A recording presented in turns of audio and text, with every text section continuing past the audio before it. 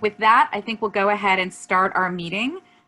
We are very delighted to have such a wonderful group joining us here today. We have 42 participants in total, and we're excited to spend the next 2 hours together on several very, very important matters before the Health Innovation Community Partnership. Before we get started, I'll introduce myself. My name is Heather Hayes. I'm the Associate Director of the LACUSC Foundation, and we serve as the backbone convener for the Health Innovation Community Partnership, which has now been meeting virtually for the last 3 months, which is kind of amazing. As in light of that, I'd like to revisit some of the technology tools we'll be using today to make sure everyone can fully participate with us. We do ask you to please mute yourself unless you are speaking. Another feature is that we're using Zoom Webinar as opposed to the Zoom meeting platform, and there's a few different features available with Webinar. One of the most obvious is that you may notice that for attendees, your camera is not enabled. That is only enabled for the presenters and speakers. The other thing is you can look at a list of who's in the meeting by clicking on the participants link on the bottom of your screen. And if you want to raise a hand at some point to be called upon, you can click through the dotted 3 dots under the participants at the bottom of the screen, and that'll allow you to raise your hand. So that's one of the features you can take advantage of. There's also a chat feature enabled, so please feel free to keep a running written commentary of your thoughts and ideas during the presentations. We have such a full agenda today that we may not be able to read every comment out loud, but we would love to hear from you and we can respond in writing. If you'd like to pose a question to one of our speakers, you can also use the Q&A feature, which is a button at the bottom of the box. It makes it easier for those of us moderating the conversation to keep track of the questions if they're put into that format, as opposed to the chat, which can be kind of a more of a running commentary that everyone can participate in and everyone can read. You can also participate in this meeting in the language of your choice. We have Spanish language interpretation enabled. Just click through on the interpretation button on the bottom of your screen and pick the language of your preference. One quick comment about the chat. When you are chatting, make sure you click on chat with all panelists and attendees, in order to make sure that everyone can read your chat comments. And someone will be moderating the chat and responding in writing to those comments. Thanks so much. With that, just to revisit the Q&A opportunities today, we've really jam-packed our agenda as we tend to do in these meetings. So we'll do our absolute best to get to everyone's questions and comments, but we really want to try both the spoken and the written versions of comments through the chat feature. If you want to ask that question, please use the Q&A or please raise your hand. We will call upon you during the right time. And that's basically kind of how we're going to take care of it today. So we thank you for participation and patience. Now we'll take a quick look at our agenda. And we have, as mentioned, quite a lot on the agenda today. We'll be getting some updates from our community partners, as well as delving into some conversation with you. With that, I'd like to invite Rosa Soto to join us and add a few comments about how we'll be spending our time together. Rosa?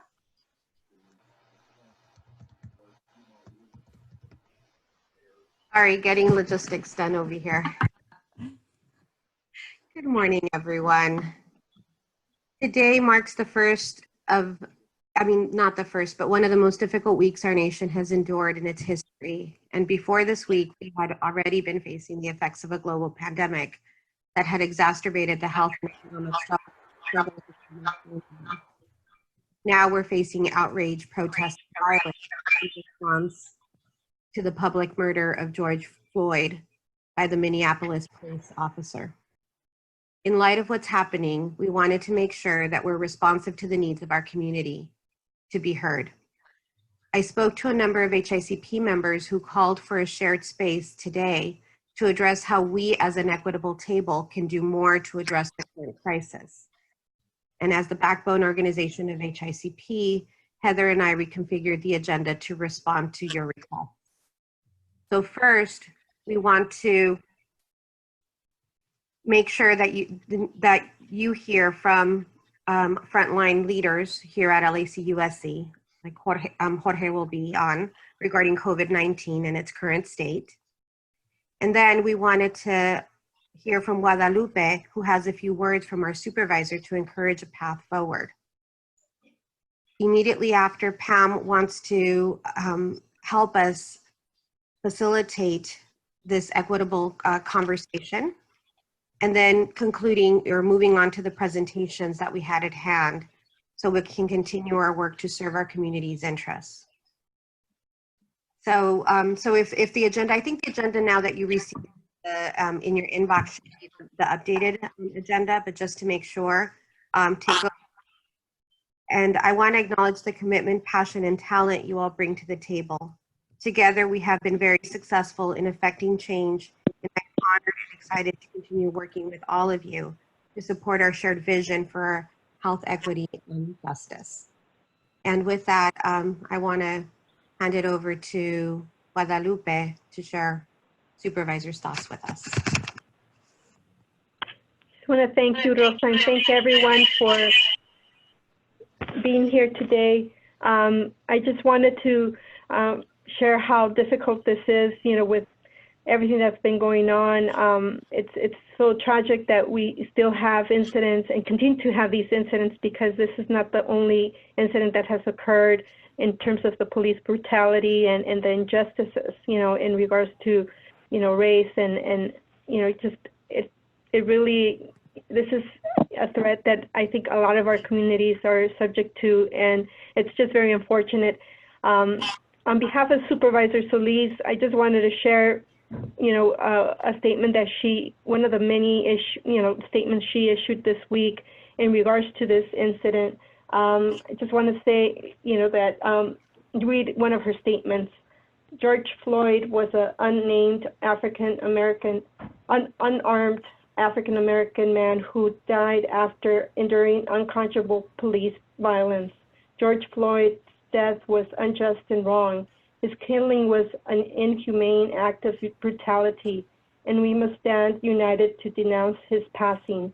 I share your pain and frustration. It is wrong that our communities of color are treated differently on account of race and ethnicity, and this plays out every day in our lack of access to quality health care and housing, in their interactions with our criminal justice system. We need to push for true police accountability and advocate for meaningful investments in our marginalized communities. Our Black and brown families should not live in fear of being racially profiled when they go out for a walk or a jog in our neighborhoods. This pandemic and economic crisis has upended our lives. I am certain that we will get through the difficult moment together, which is why I urge all of you to give voice to George Floyd's life and the lives of all other Black and brown people who were taken from us too soon due to the police brutality. We must advocate for the reforms we know we need in policing, in our criminal justice system, and in our healthcare system. With this, I just want to share that the HICP members have been an incredible force for our East Side, Northeast communities, and we look to you, to also provide us with ideas and solutions that how we can continue to address this unfortunate, injustice that keeps, keeps happening to our Black and brown communities. So with that, I just want to thank you all for your, your leadership, and we're here to work together.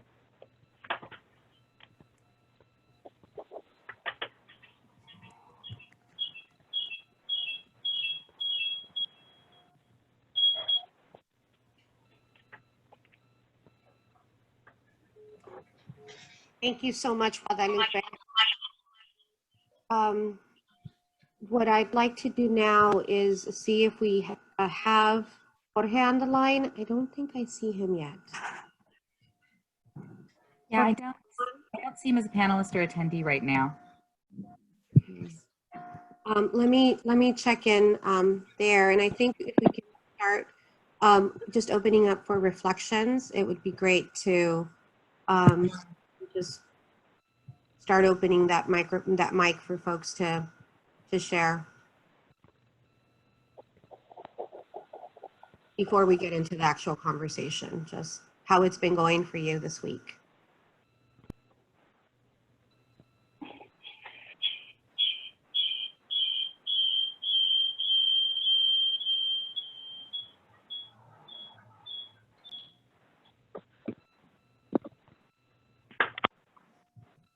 I can share. This is Maria Brenes with Inner City Struggle, and thank you, Rosa, for creating this space. Thank you for the supervisor for her responsiveness to the moment. I think, like for so many, it's been a difficult time, but also inspired by the young people that are peacefully demonstrating and ensuring that their voices are heard across the globe in defending Black lives, in standing up and saying Black Lives Matter.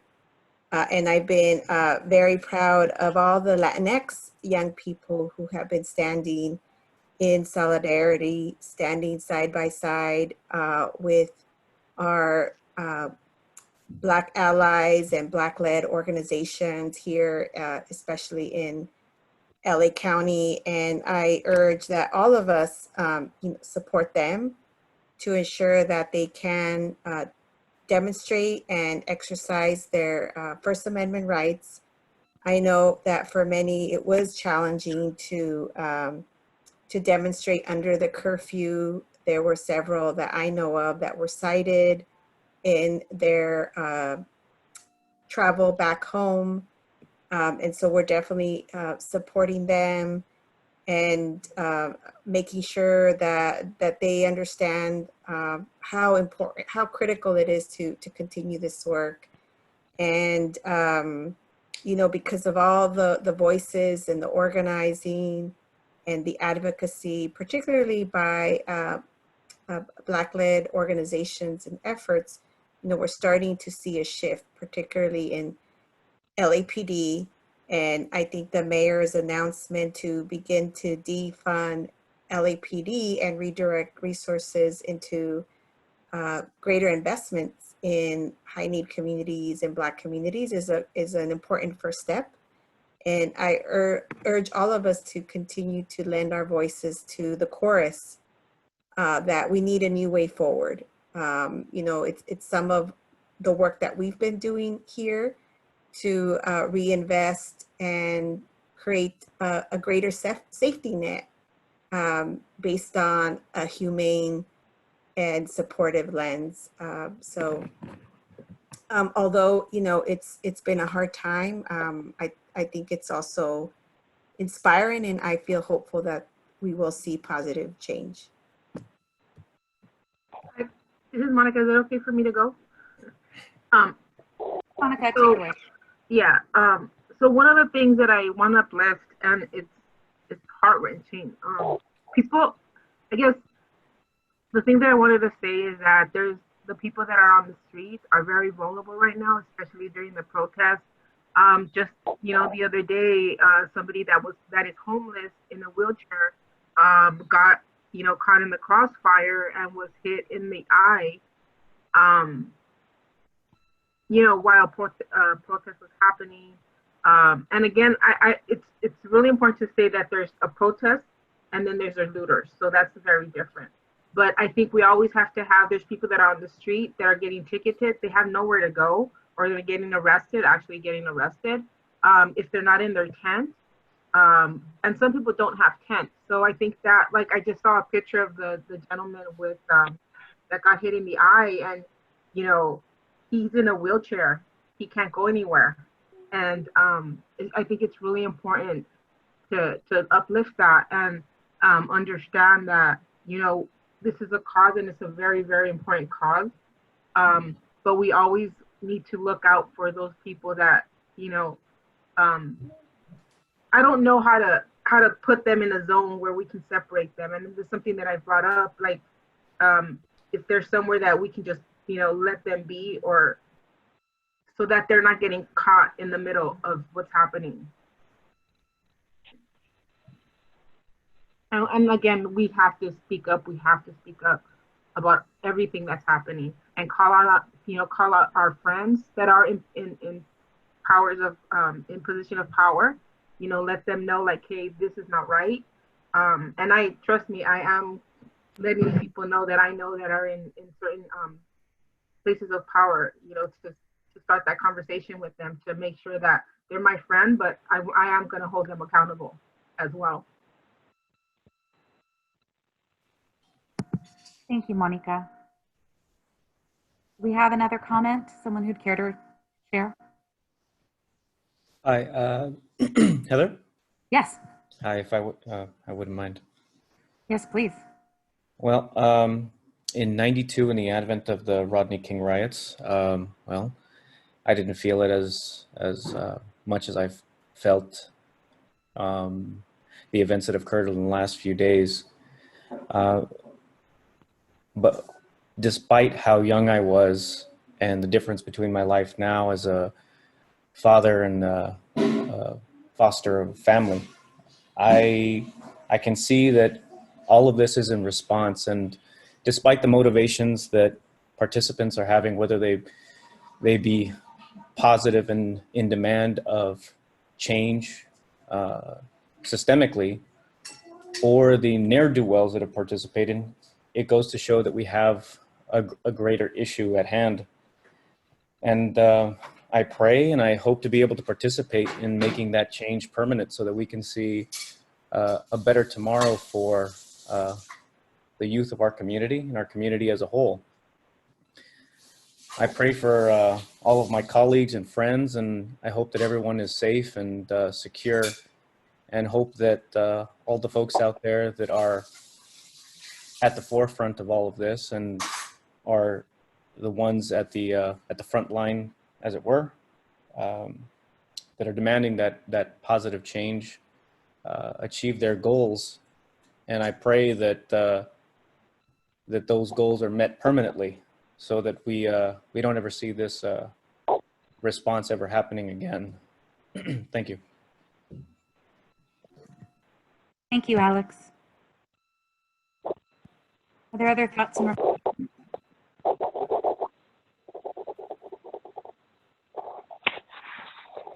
Heather, Jorge is about 2 minutes out, so maybe 3 or 4 more comments. Sounds good.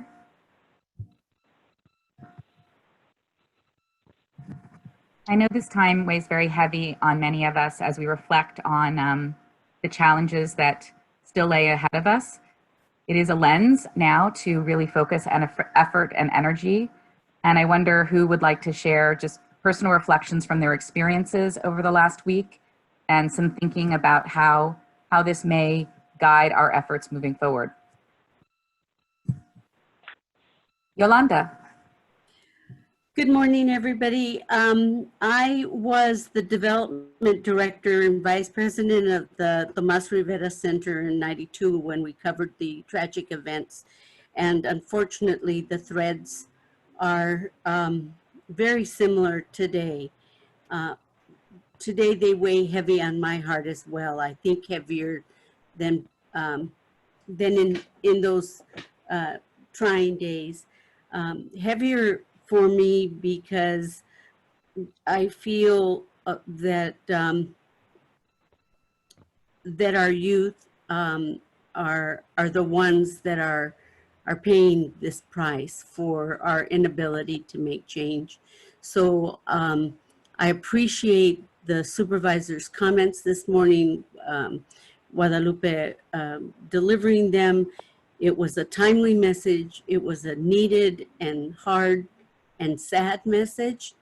And I'm so proud that we have her leadership there in front to walk with us, because that hasn't been the case over the years. We haven't had the leadership with the heart and the knowledge and the foresight. So I'm deeply appreciative for those comments. Thank you.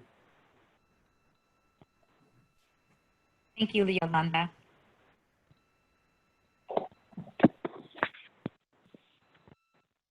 Other reflections? Yeah, Heather, can you hear me? Teresa. Yes, hi, Teresa. Welcome. Hey, hey. Well, good morning, everyone. I'm been moved this, since this whole pandemic hit us all, really. I'm one of those that is on lockdown at home for almost 3 months now, and I can empathize with a lot of voices that I've heard, even as recently as this week, from those individuals, people that can't leave their house as well. And I just want to put it out there that, as many of you have said, you know, given my age and tenure, I can feel what is happening around us based on my own experience from the 70s, if you will. So I don't know how many of you can go way back then, but I think Alex and others mentioned, Maria perhaps too, some of you have mentioned the persistence and rootedness, if you will, of some of the issues. And what I am observing and feeling to a point is how, you know, with the pandemic, everything has intensified. And while it feels very frustrating and overwhelming for some of us as we are reliving it to an extent, I do agree with Maria that we're seeing some actions that would be really horrible if we didn't see that kind of response right now by our institutions and leaders as well. And so I think it's, I think Alex mentioned the need for there to be, you know, something that's more persistent and real change that all of us can stand behind and really push for. And I think that our partnership has an opportunity here to be a part of that. Just yesterday, I was part of a webinar that allowed students to do exactly what we're doing right now. And the fear, the frustration, the emotional breakdown of some of these students as they were telling their stories and experiences right now, and calling for the students, for the teachers to care more about them during this pandemic, beyond the curriculum and instruction, was very profound. And so I know that we can incorporate, as some students said, what's happening around us in our learning and in our life. I think that that's, you know, when we're talking about, well, what can we do? There's a lot, and just wanted to share that.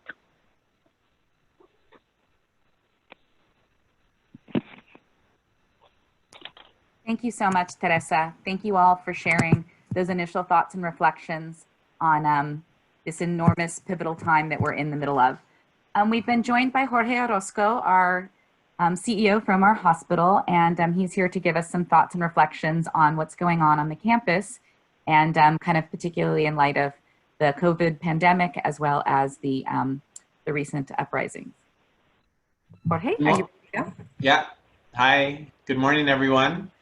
Yeah, lots going on. We have over 90 patients with COVID, which is the highest we have ever had. We actually went on diversion last night, which means we close our emergency room to ambulance traffic in an attempt to kind of have a decreased caseload so that we can handle that. So, you know, even though we've been in this for a few months, the virus is still out there. It's still getting people really sick. And I know there's a lot of community fatigue with the social distancing, with the stay at home, with the masks, but we certainly are seeing many more patients, and I think the community is as well. So that's very worrisome as things continue to open up. And our ICUs are already close to full capacity. So we're worried. Let's see, what else? Just an invitation to all of you today at noon on the steps of the historic General Hospital. We are having a I don't know what you call it. It's not a protest. It's sort of a memorial, an opportunity for us to address the systemic racism that is present in our institutions, and social injustice. We have a group of residents here who are part of a White Coats for Black Lives movement, and we hope to have many employees out there, and it'll be a very brief program, but if any of you have an opportunity to be out there, that would be great. With that, I open it up to any questions or any thoughts people had. Jorge, could you remind us what time again that is today? At noon. At noon. Uh-huh. Great. Does anyone have comments or questions for Jorge on his update? I have a question. Jorge, would you be able to give us a picture in terms of the 90, like the racial age composition, the gender composition? What does that look like? What does that tell us in terms of the spread and what we should be looking for? Yeah, I don't have that information. I know our medical director and our epidemiologists are looking at this on a daily basis. You know, we're obviously in the middle of sort of the expression of disparities in healthcare, and you know, we're seeing that in how COVID impacts people who are poor, people who are Black and Latinos are dying at more than double the rates that whites are. We can look at that and see if we have an analysis, but Maria, I don't have that in front of me. Hi, good morning, Jorge. I was wondering, you mentioned that there was an increase in cases of, new cases of COVID-19 patients, and just a day ago, Dr. Ferrer brought us another 45 deaths and other cases. I was wondering, is there an anticipated further spike? Is there in the amount of COVID cases locally? Yeah, I mean, you look at the latest studies that were done on antibodies, which sort of reflects how many people have been exposed out in the community. And in the general community, it's ranging between 5 to 7, 8% of exposed of our population. So the difference between 5% or 8% of our population and getting to a place of herd immunity, which is 60%, that's a lot more infections. So the potential for many more infections is out there in the community right now. And yes, there is a fear of this second spike that may be worse than the first one as things reopen up. As you know, everyone had Mother's Day parties or Memorial Day parties and, you know, protests and, you know, a lot of these examples of people being out there and not respecting social distancing and you know, the use of masks and so forth. So yes, Alex, we are fearful that this spike may be worse than the first. Thank you. I appreciate your candor. We have a question from Adi. Oh, the question went away. Now here we go.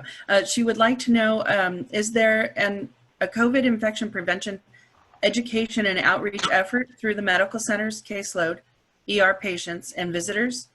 And is there a COVID testing facility at the medical center? Yeah, you know, an outreach to the general community, there is not. Obviously, anyone who comes in contact with our medical center is receiving education on COVID and so forth. So we actively are doing that. As far as testing still is largely an issue for us. We currently are testing every admission to our hospital. And by the way, you know, people are coming in after car accidents and they're tested because they're being admitted, and oh wow, they test positive, which is sort of new information for us because we weren't always testing all admissions. We're testing everyone who's undergoing a surgical procedure as well. And we're looking to expand that testing to anyone who's coming in for other types of outpatient procedures.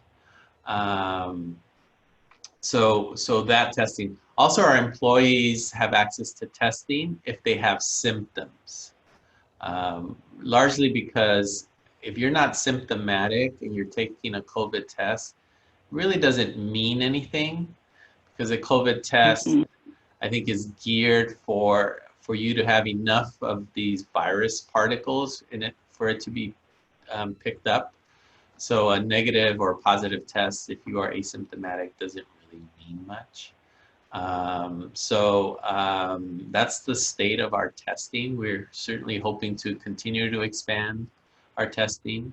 Yeah, and we're also testing all psych emergency room patients, whether they're being admitted or not.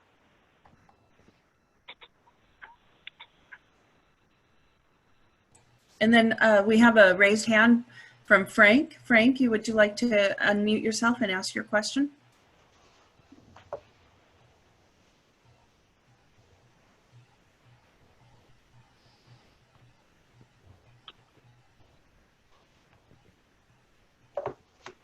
Frank, we're not able to hear you. You'll have to unmute yourself. Yeah, I'm sorry, Jorge. Good morning. Morning. You mentioned that you shut the door to the I guess it would be the portal entry of the general hospital system. And what is that going to do to the adjacent nearby hospital load that's already there? Yeah, you know, we're obviously the largest safety net hospital in this county.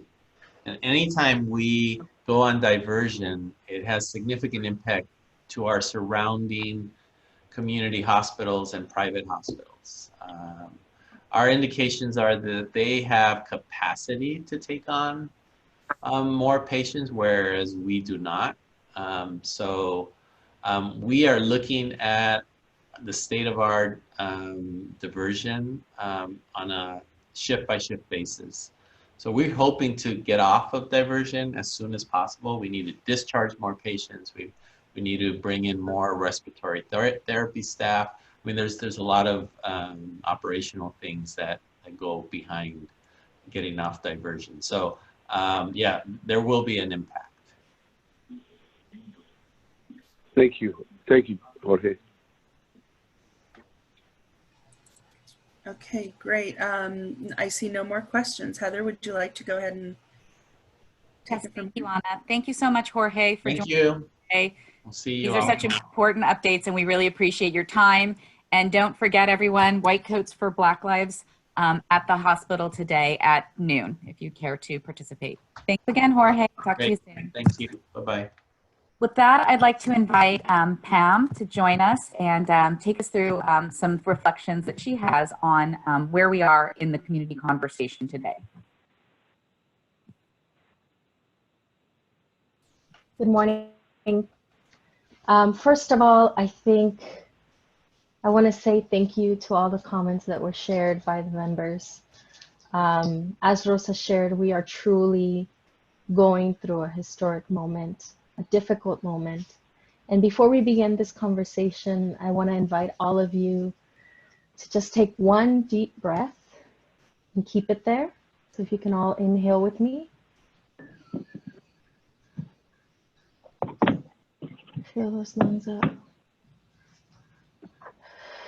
And then exhale. I also thank you for everyone who joined in that breather.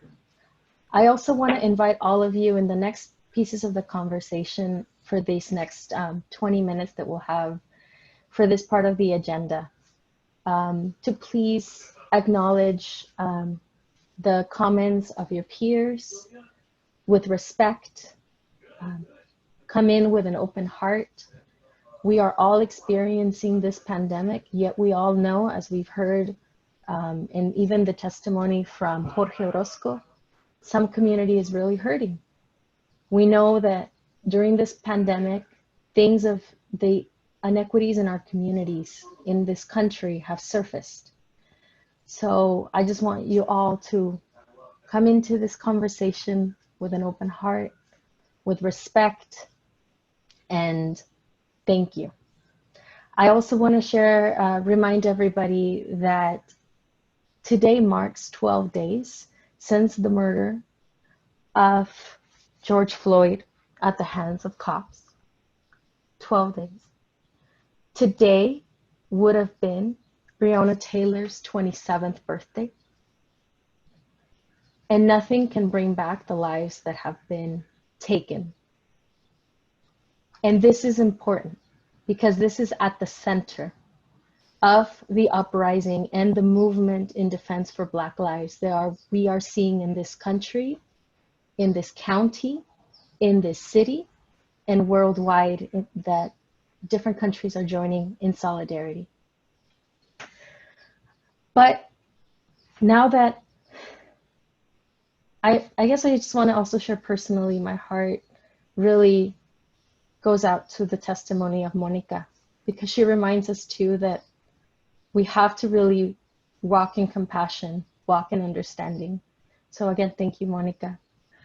And folks, really right now we want to reflect, as Rosa mentioned in her opening remarks, reflect, but also reflect on what is the role of this partnership.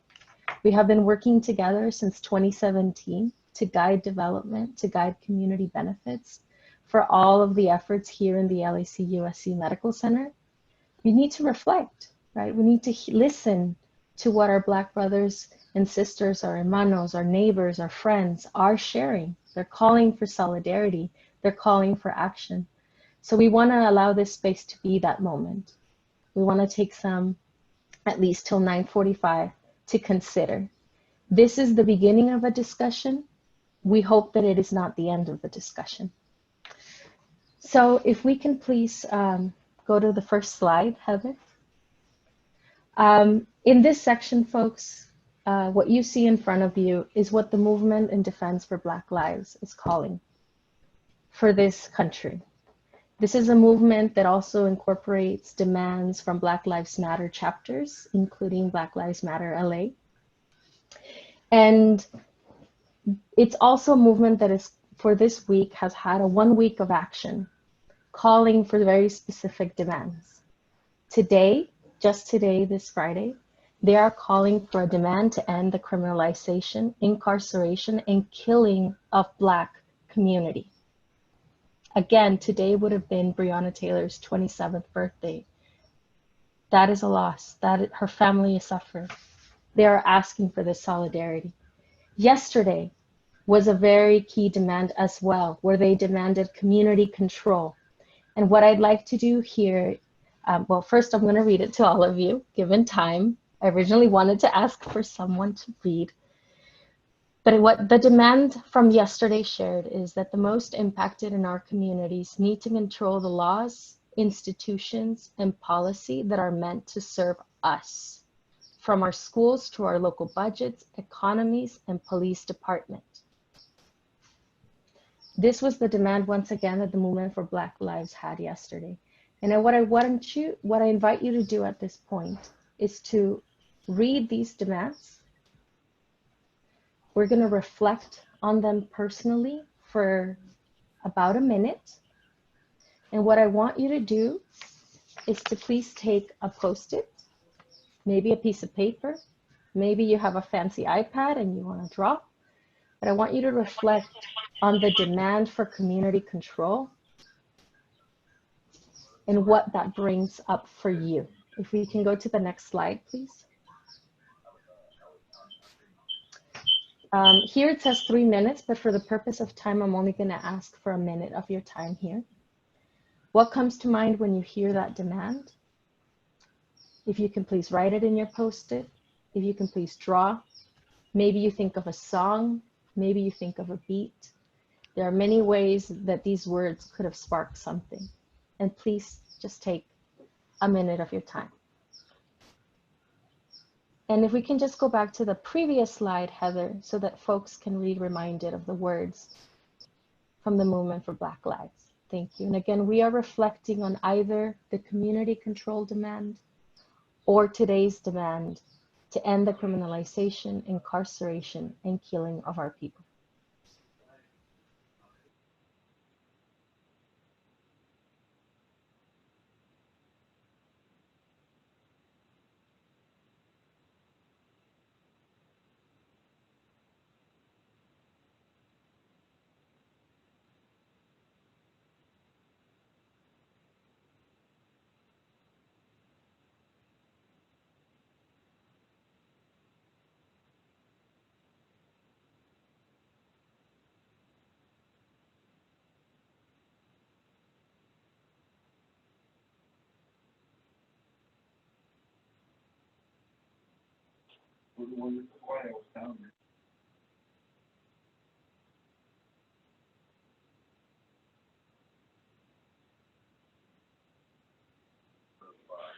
May I comment right now?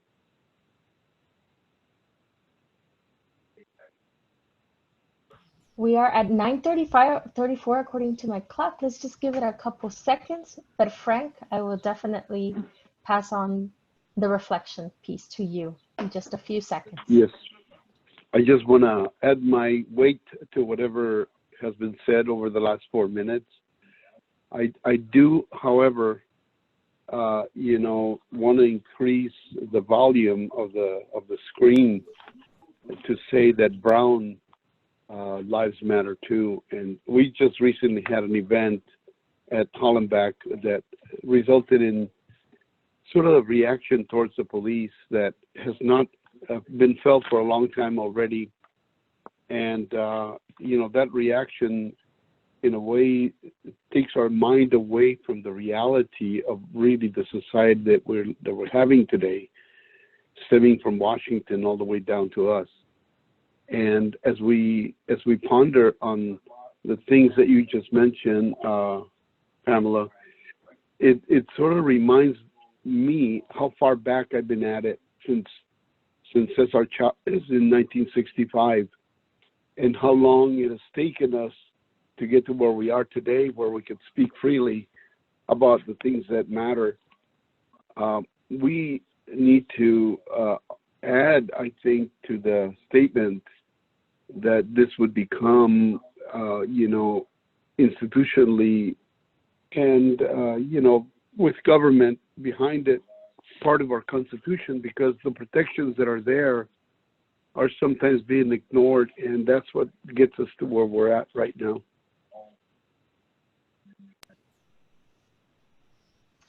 Thank you, Frank, for sharing. I think I also heard you reflecting on your thoughts on the inclusivity, I think, of movement. You know, you shared a little bit about your Chicano movement being part of East LA. So thank you for sharing that. I also want to invite you, Frank, to just to continue sharing that perspective. But today, I think one other piece that I didn't include in this slide is that this movement that we see today is exactly doing what you're saying. There's a lot that's been done historically, but we wouldn't be here today, right?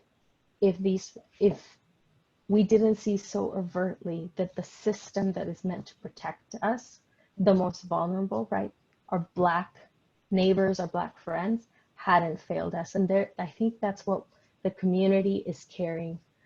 So thank you for reminding us that there are connections. I think I took your comment, Frank, and maybe I'm sharing it back in a different way, but there is a connection between the movement of the Chicano movement and what we see today and how we can stand in solidarity. Did I capture that right, Frank?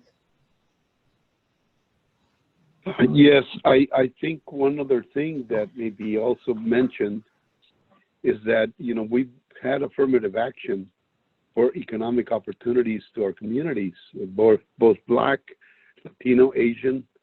And what happens with that is that we're slotted already by design into opportunity. And that, I think, has caused a stagnation of economic development amongst those of us that have been at it for a long time. Our brain power is stifled. And therefore, the sharing with our own people, our own society, the diversity of Los Angeles is stifled. And it allows for the persistence of the things that are happening today to continue. The expansion of the thought is way beyond, the Black community. I think, you see it every day in our society. You saw it yesterday on the Times, where the lowriders stood up to the looters in East LA on Whittier Boulevard. I mean, that kind of statement speaks very loud about who we are, and I just wanted to put it on the table. Thanks. History of resistance. Thank you, Frank. Can we go to the next slide, please? The one that we were before this.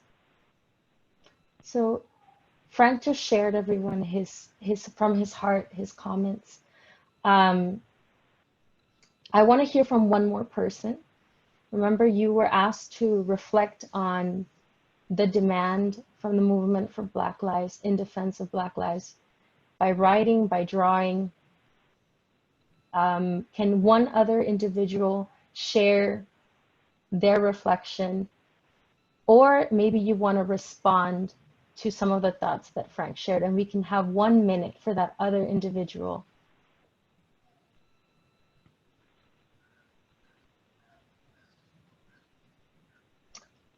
I see 2 comments. I think of youth and the continued strides needed in reforming discipline policies in schools that are antiquated and defeating to students that need more opportunities. Schools are pathways to prisons.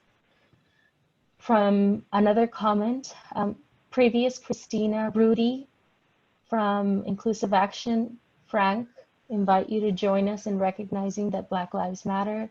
It does not mean we don't matter. It simply asks us to recognize the great injustices impacting our Black brothers and sisters. I'm in, join us. Thank you for both of those reflections and responses. One more piece, if we can go to the next slide. We hear solidarity is important. How do the events of the past week, now Frank got us started on this, how do the events of the past week influence your thinking, members of the HICP, in the role that HICP needs to take? Once again, our Black brothers and sisters are asking for solidarity. They are saying that the normal was not a normal that was just, that was inclusive, that was equal and equitable. With that in mind, with the bold demands that the movement for in defense of Black lives and Black Lives Matter is putting forth, how do you see the events of this past week influencing your thinking of the role of this health innovation community partnership space?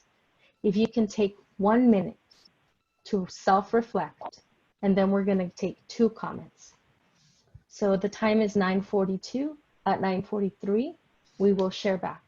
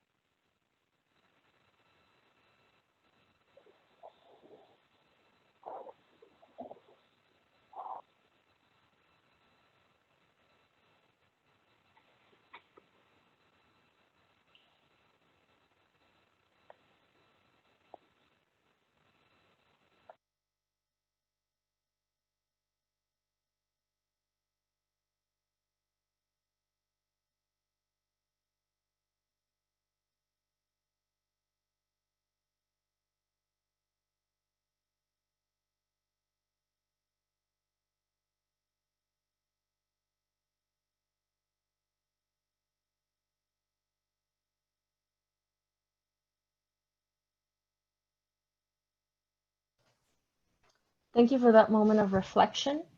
I want to share that in this minute, we got the first comment by Andrea Marchetti. My thoughts go to the family of Mr. Floyd and to all families that have lost someone by the hands of individuals that hide behind the authority. I hope that this historic moment will help our society to move towards social and civil equality and justice. Now we will hear from two individuals. We have on stack Maria Brenes. Would someone else want to join the stack? And we're going to take comments for 2 minutes. Monica. Okay, so we have Maria Brenes and Monica. Maria? I think for me, personally, and in our organization, Inner City Struggle, it's drawing inspiration from the bold action that is being seen, you know, in the streets across the world, led by Black-led organizations, Black-led movements. And I think, you know, similar to the civil rights movement, I think that for Chicanos, you know, we benefited so much, not just from the gains around voting and desegregation, but also we were able to learn from the model of building power and organizing and creating leaders from within our own communities, which I think then led the Chicano movement to really root itself in self-determination. So I think this is that type of moment for me. I know for our organization, how do we draw inspiration and learn from the bold action? And, you know, how incredible that a month ago, it would not have seemed possible that the city of Los Angeles would make a commitment to cut the LAPD budget by a significant amount. And there's much more that can be done to redirect resources from law enforcement into services and the safety net in our communities. But again, like I said earlier, I think it's a important step forward. And so I think for us, how do we move into bold action around development and increasing the safety net through the work that we're doing here on behalf of our most highest need residents in the East Side of Los Angeles. So, you know, that's why I'm here today, to see how I can help, because I think we are in a historical moment and we should leverage it. Thank you, Maria. Now I invite Monica Alcaraz. Excuse me. I think that we need to use our collective voice and send a statement, a letter to to the mayor, to all of the city council, to the board of supervisors, saying that we support. And again, do we support what Black Lives Matter is asking for? So I think we need to write it and mail it. And send it to them. So I think. And doing it rather quickly. I mean, we can't wait for another month. I don't know how we decide that, but and move forward. But I think it's important that we need to do something concrete. At a minimum, you know, sending a statement or letter to those in leadership. And that's all I have to say about that. Thank you, Monica, and thank you for that proposal. So given time, folks, I just want to share there are powerful testimonies taking place in the chat. Ruby Rivera has some ideas. What do we want the LA City to take action in support of Black lives as HICP? Make a real effort to center Black experiences within our space. Monica, compañeros, has called on us to put a public statement in support.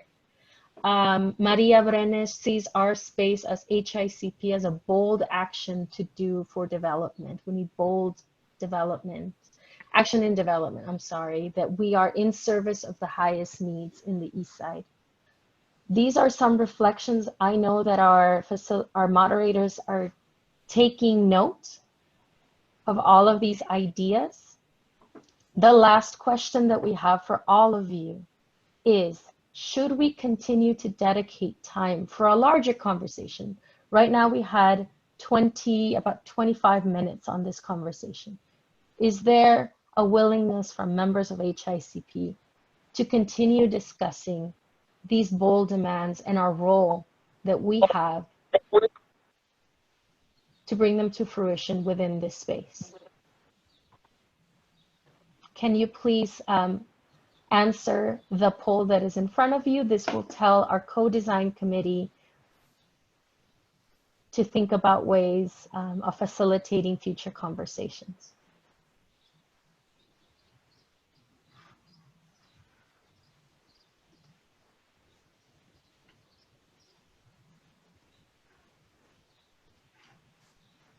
Okay.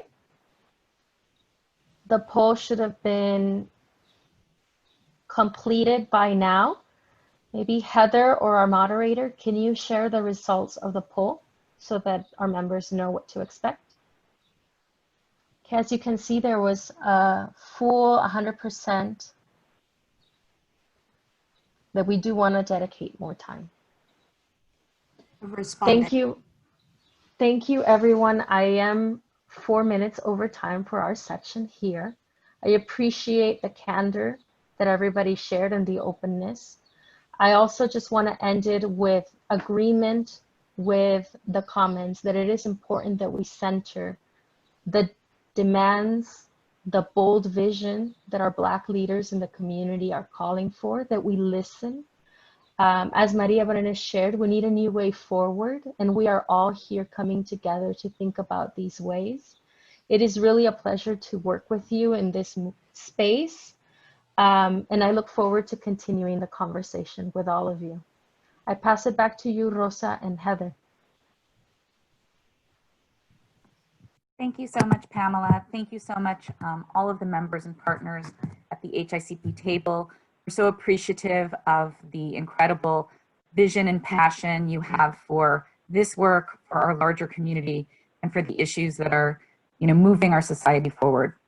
As mentioned, we knew we did not have sufficient time to cover these issues in great depth today, but we did want to allow some time and space for conversation and to allow us to get your wisdom and feedback as to our next steps. I think we've received that resoundingly, that this is an issue we need to address more deeply going forward. And we will take your guidance that was shared both verbally and in chat as we move the conversation forward into our future meetings. We do continue into a very, very full agenda, that we have many significant issues in front of the partnership body today. And with that, I'd like to invite Ayala Scott of the Department of Regional Planning to share with us some commentary on the inclusionary housing ordinance that's coming forward in the month of July. Ayala? Yes. Thank you so much. And I want to say thank you for inviting me to be part of this conversation with you today during what I know has been an incredibly challenging and trying time. So thank you for the conversation we just had. And I was invited to brief you all on the current status of an ordinance that I know many of you have been following at the county. It's called the Inclusionary Housing Ordinance. Just to back up for a second, I'm with the LA County Department of Regional Planning. So we create the land use policies for the unincorporated areas of the county.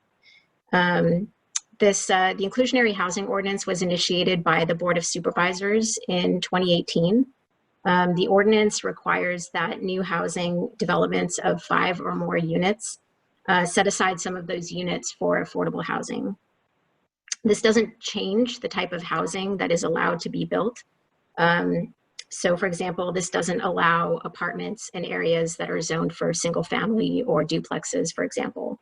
But it says that if housing is going in of 5 or more units, that some of it needs to be affordable. The first public hearing for this ordinance was on April 29th. So in order to determine how many units projects need to set aside for affordable housing, the county commissioned 2 studies, one in 2018 and one in 2020. The goal was to establish what percentage of units in a project could be rented or sold for less than market rate, while still being financially feasible for the developer to move forward with the project. Based on those studies, the ordinance has different requirements for how many units must be set aside, depending on whether the project is a rental or whether it's single family homes or condominiums. What household income level the units would have to be affordable to, and where in the county the project is located. So if we can advance to the map of the East LA submarket area. So since the unincorporated county covers a huge geographic area, the studies broke up the county into 6 different submarkets, including what was called East LA Gateway, which I don't know how clear it is on the map, but it includes not just East LA, but unincorporated Whittier, South Diamond Bar, Hacienda Heights, Roland Heights, Avocado Heights, West Puente Valley, and some other communities in the San Gabriel Valley. So the studies looked at various data points, including for each area, the recent trends in market rate construction, as well as rents and sales prices, and tested those assumptions to see what percentage of affordable units would be feasible for the different housing types. If we can advance to the next slide. So the 2018 study modeled very large projects of 100 units, looked at both rental and for sale, and recommended affordable housing set-asides for most projects, with the exception of condos in the Antelope Valley and condos and rentals in unincorporated South LA. The county commissioned another study this year focused on rental housing only in order to update the assumptions using the most current market rent data, as well as test the feasibility of smaller and therefore smaller projects that are more typical of what you would see in the unincorporated areas. The 2020 study also analyzed the feasibility of providing affordable units for very low and extremely low income households. The updated 2020 rental housing study found that construction of new from the ground up 20 unit market rate rental was not financially feasible in unincorporated East LA, unincorporated South LA, or the Antelope Valley. Therefore, the inclusionary ordinance does not apply to rental projects in unincorporated East LA, South LA, and the Antelope Valley. But condominium and single family developments in East LA would still have to provide affordable set-asides. If we can advance to the next slide. Also, even though market rate rental projects in unincorporated East LA, unincorporated South LA, and the Antelope Valley would not have to provide affordable set-asides, developers in areas where there are rental set-aside requirements could choose to provide them off-site, including in unincorporated East LA, subject to certain requirements and locational criteria. So those locational criteria are listed on the slide. And so this is what the Regional Planning Commission recommended to the Board of Supervisors. The ordinance requires the county to update the set-aside requirements and the submarket boundaries no less than every 5 years. But staff actually recommended that language be added to clarify that these can be updated sooner so that we can be more responsive to changes in construction trends. On April 29th, the Commission voted to approve the ordinance. The Commission expressed its desire for there to be an inclusionary housing policy in unincorporated East LA and South LA, but did not recommend changing the ordinance to do that. Currently, we are waiting for a date for the Board of Supervisors hearing. We don't have a date confirmed yet. Our hope is to get it to the board by the end of this year. In the meantime, if we can advance to the next slide, I wanted to put on your radar another ordinance that is coming up for a hearing this summer. The Regional Planning Commission will consider the Affordable Housing Preservation Ordinance. So sorry, on that slide where it says Board of Supervisors hearing, that refers to the Inclusionary Housing Ordinance. The Affordable Housing Preservation Ordinance, which is the ordinance I'm talking about now, is tentatively set for July 29th, first hearing in front of the Regional Planning Commission. And the website for that ordinance is listed there. That ordinance would require that when a new development comes in, any affordable housing that is currently or even recently existed on the site, including rent stabilized units, must be replaced one for one with affordable housing. There is a new state law that already requires this, but that state law expires in 2025. And we want to make sure that it is a part of our local code. We also want to expand the law to include condo conversions and also non-residential developments as well. This ordinance would also apply in East LA.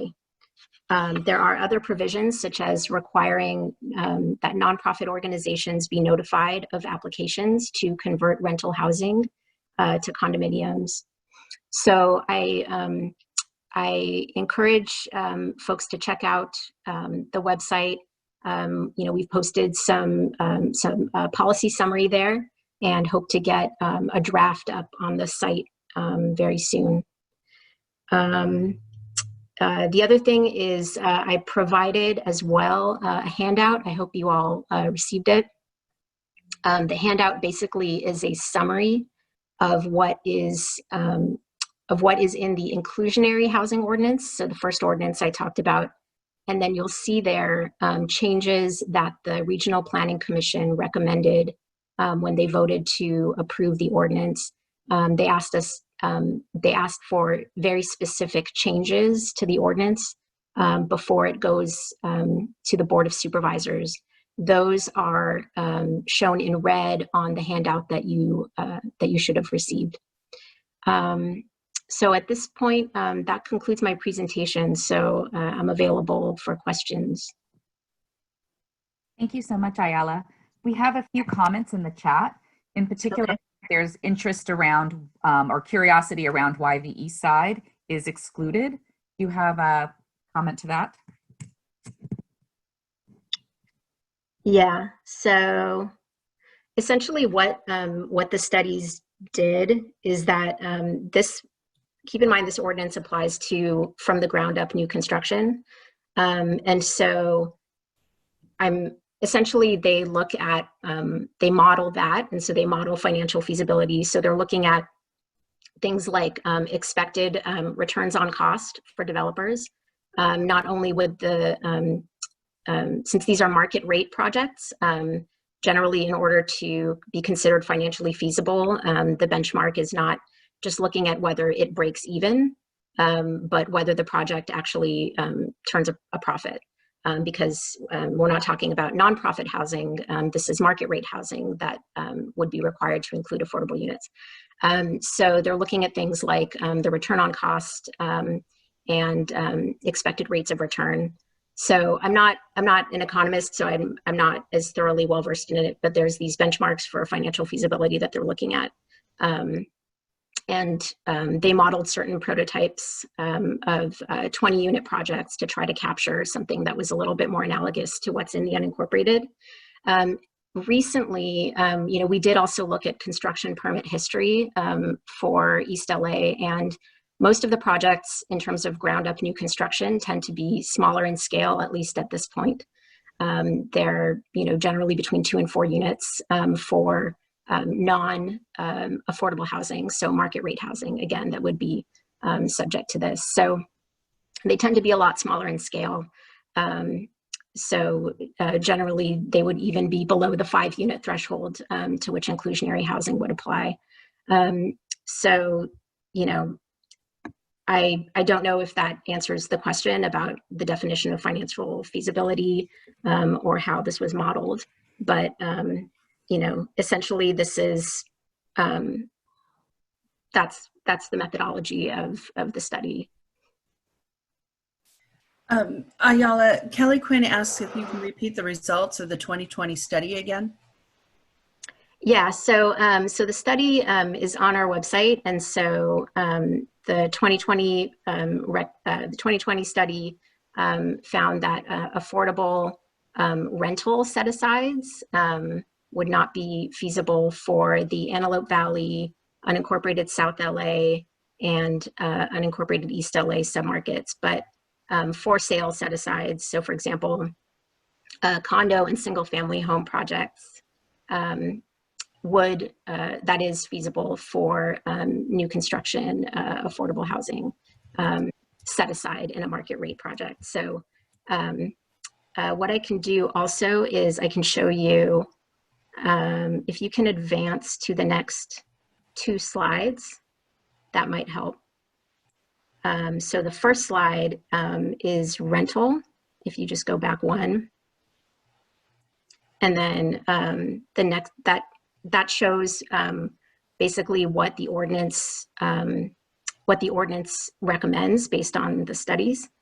And then it's 3 options for rental housing, and developers can choose how to fulfill it. The next slide shows the recommendation for sale. And then you'll see there that East LA Gateway, there's a for sale set aside recommendation. Yeah, so this would be for condominiums and single family projects of 5 units or more.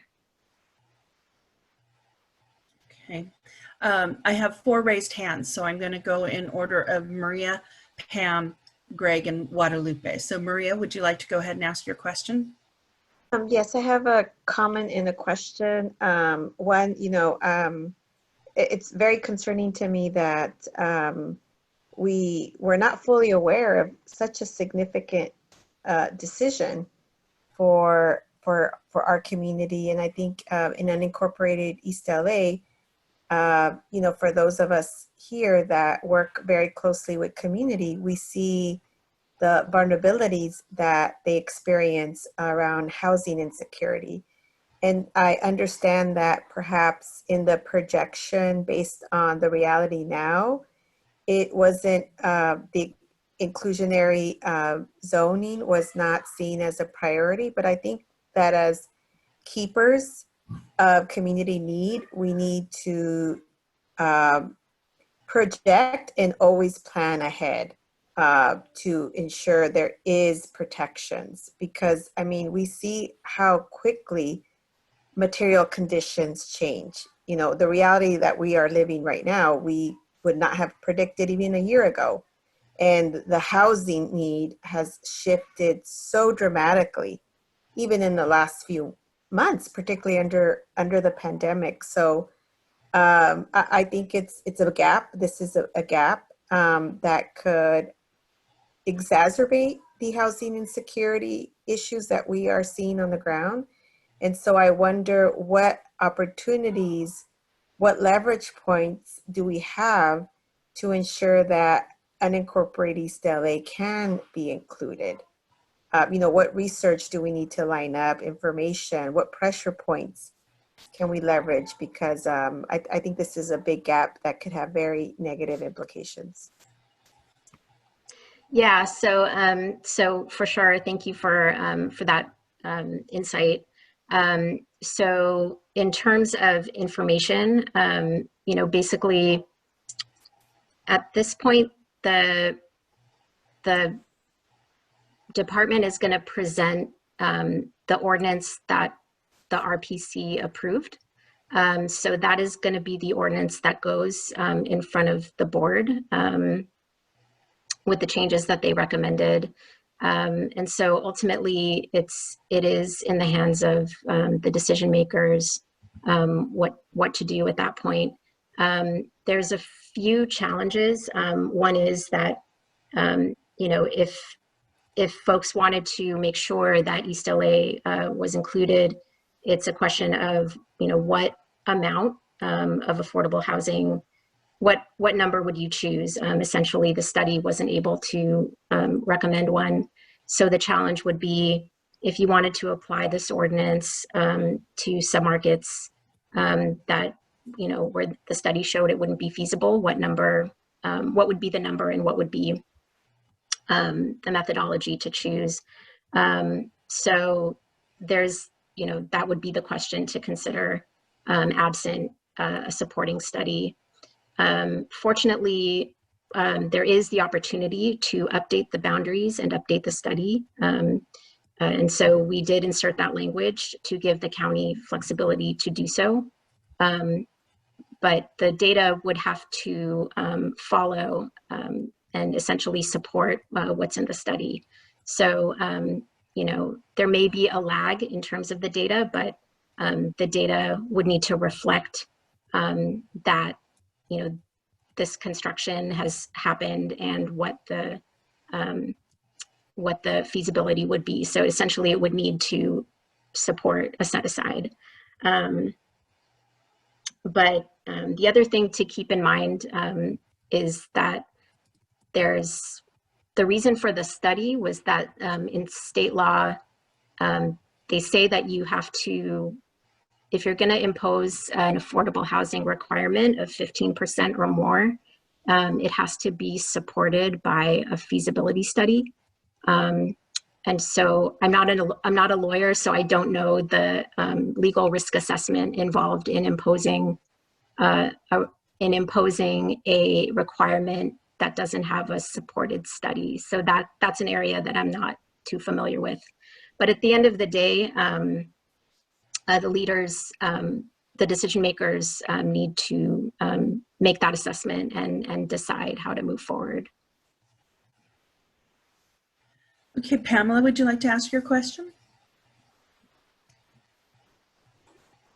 Yeah, so first, is it the July 27th date that this will go to 29th to the Board of Supervisors?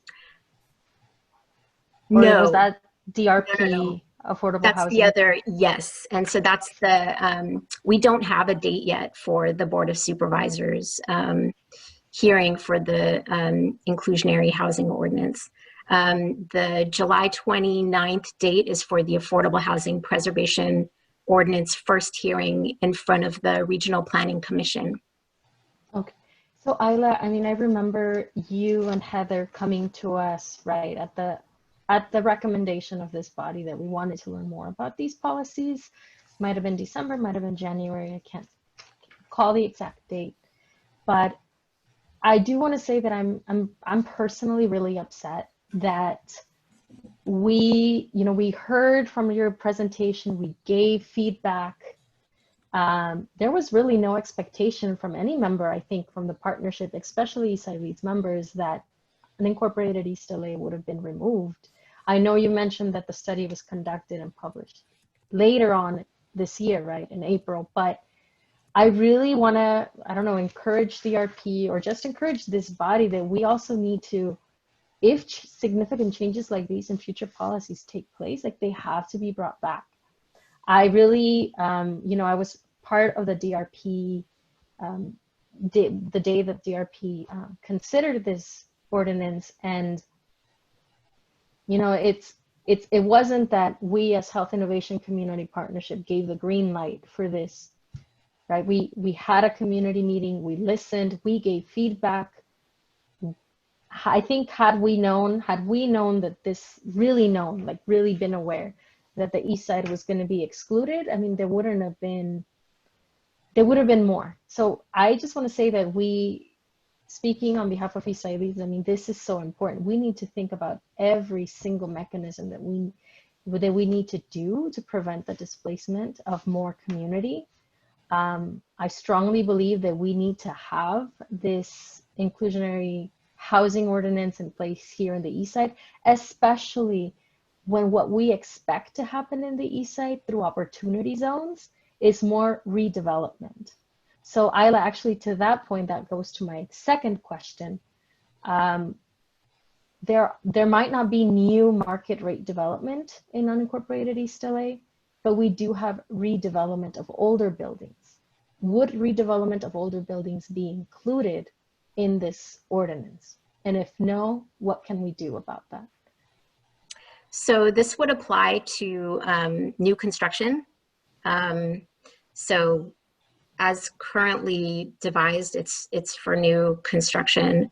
And so fortunately in the area of existing buildings, the more you can give us information about what is happening in terms of redevelopment of existing sites. The other thing to think about too is the tools that the county has available. So it's not just about regulating construction, but of course continuing the conversation about tenant protections,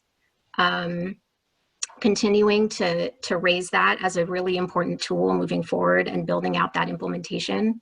Also, extending rent control.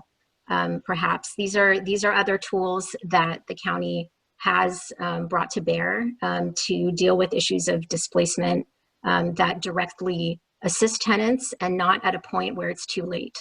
In terms of waiting until the construction has happened, right? So, the county does have other tools for addressing what we know are very serious issues with displacement. So, I know I'm thinking holistically about all those. So, continued discussion on those fronts, I think would be very fruitful.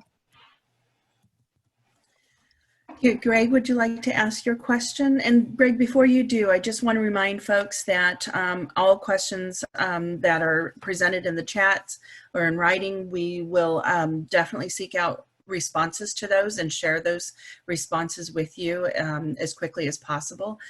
So don't forget to propose questions in the chat as well. Greg, go ahead.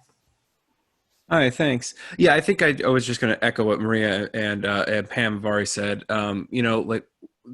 We know that conditions are changing quickly on the east side, and even if the feasibility study didn't support inclusionary right now, that could change so quickly.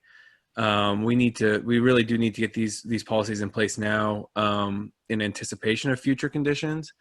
That the feasibility study even acknowledged that in the two intervening years between the two studies, that the rents had gone up in the East LA submarket something like 15 to 20%, and it could be even higher in some neighborhoods. So I think it's really important that this requirement be in place now, and that we don't wait for data to be collected, that data to be studied, and then a policy developed on that will be years behind the reality on the ground if we approach it that way. Thank you. Guadalupe, would you like to ask your question next? For us, it's more so a comment and, well, a combination of a comment and a question. We're really concerned that, as an office that, the East LA is being carved out for all the reasons that have been stated with the previous speakers. We know that, there's, infrastructure projects. We're actually doing a study right now where we're studying that, along major infrastructure projects, there's definitely increases in rents and in terms of the market changes and in regards to the property prices. And so we acknowledge that as a county, and so we know that, leaving out East LA is not a good idea. It leaves us unprotected in that community and in other areas that are being carved out for the reasons, again, that have been stated. We really think that there's other criteria that needs to be considered in order to make sure that East LA is put back in. There's already, again, there's already displacement, there's overcrowdedness.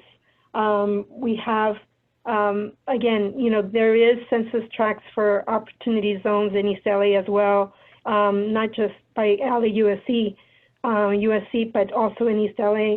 and investment can trigger, again, the investment opportunity zone investment efforts could trigger, again, leaving the community not protected if it's not included in this ordinance.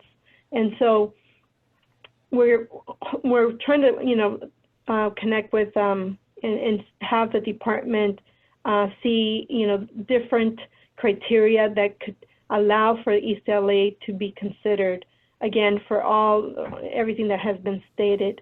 So again, we're concerned. We know that there's a need for IZ countywide, but we also don't think it's right the way it is right now moving forward, and having the board act on it the way it is without East LA being protected. So I just wanted to put that, make you aware of that. Okay. Yeah, I mean, it's, we're in the phase now where, we want to, move forward and see, what additional changes the board wants to recommend. So we look forward to continuing that conversation with you. Thank you so much, Ayala. I want to appreciate your time today, and Guadalupe and Supervisor's Office for helping facilitate this conversation. Obviously, I think there's a lot here that we'd like to follow up on. So maybe we could communicate with you in writing some of the additional questions and comments, and you could help us prepare a response back to the membership. Sure. Thank you so much. I really appreciate that. With that, I'm going to ask thank you for your time again. I'm going to ask my following speakers to please join me in kind of a lightning round approach to our next topics. We have a presentation by Monica Alcaraz next on the Project Room Key. Hi, everybody. Can you hear me? Yes, I hope you can. Yes. So basically, Project Room Key is the answer or an answer for people that are homeless and are on the street and are at high risk of contracting the virus. And if they were, they would be at high risk of dying. Can you go to the next slide? I'm gonna be as quick as I can because I know we're short on time. So right now we have 30 sites in operation in LA County. We have, this is as of yesterday, we have 3,215 beds, and those beds are serving 3,559 clients. And it's a 90-day program, and also the people that are placed in Project Room Key are prioritized for housing, especially because these are the most vulnerable. Can you go to the next slide? The way people get into Project Room Key, they get referred by service providers, by outreach workers they're assessed, right? The great thing about this is that outreach workers every day are out on the field, and there's this app that was created when they come in contact with somebody that's experiencing homelessness, that could, they ask the person questions, and then the app will tell them, that they should be put into Project Room Key. Again, if the client or the person that they're talking to is willing to go into that program.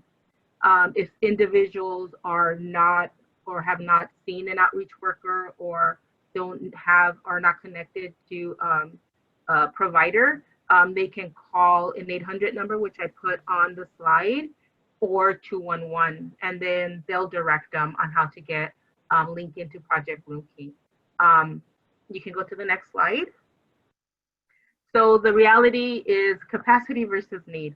I want to say this and be very, very clear that the people that LASA, the county, the city are working really, really hard. I tend to criticize people more than I elevate them, but I really want to say that they're doing a really, really good job trying to get people into this program. The reality is that without having the beds or the hotels or motels willing to participate, it's hard to do that. The other thing is that, let's say we have a hotel that is willing, a lot of the providers are being tapped. Again, they provide outreach work, they provide case management, they're doing all these things that they've done before, plus now they're asked to be they're asked to run a project room site. So there may be shifts in employees, and also new employees wouldn't need to be hired. And it sometimes it takes about 2 weeks or about a month to get a site up and running. The great thing, again, that we are seeing more sites and more providers being tapped.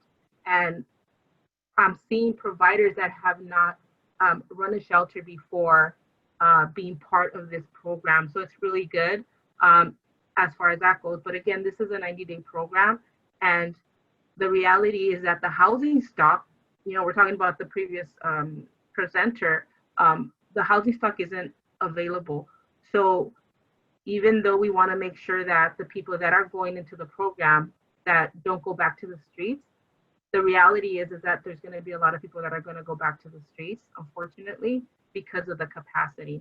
And even if they get matched to a housing opportunity, that process takes a little bit of time.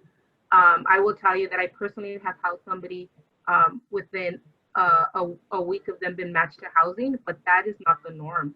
The norm is 6 months, 3 months, sometimes a year, once they've been matched to a housing opportunity.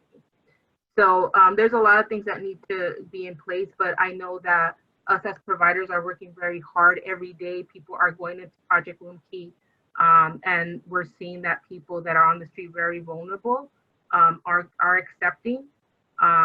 We have big hotels that are participating. The one thing that I will say that I see that as far as the rules go that people have to follow, the more expensive, obviously, location, the stricter they are with the rules as far as what people can and cannot do, right? But throughout the whole thing, the facility is only for people that are part of the program, so they cannot bring anybody in that is not as part of the program. As they get checked in, everybody is getting checked. Some people 3 times a day or 2 times a day getting checked as far as COVID. I had a client that we put into Project Room Key. She ended up having it after the fact, so she is quarantined currently inside of that room where she's at. So I kind of wanted to go really fast. I know that there are a lot of people that may have questions, so I want to answer those. We have a question from Frank. Frank, would you like to unmute yourself and ask your question?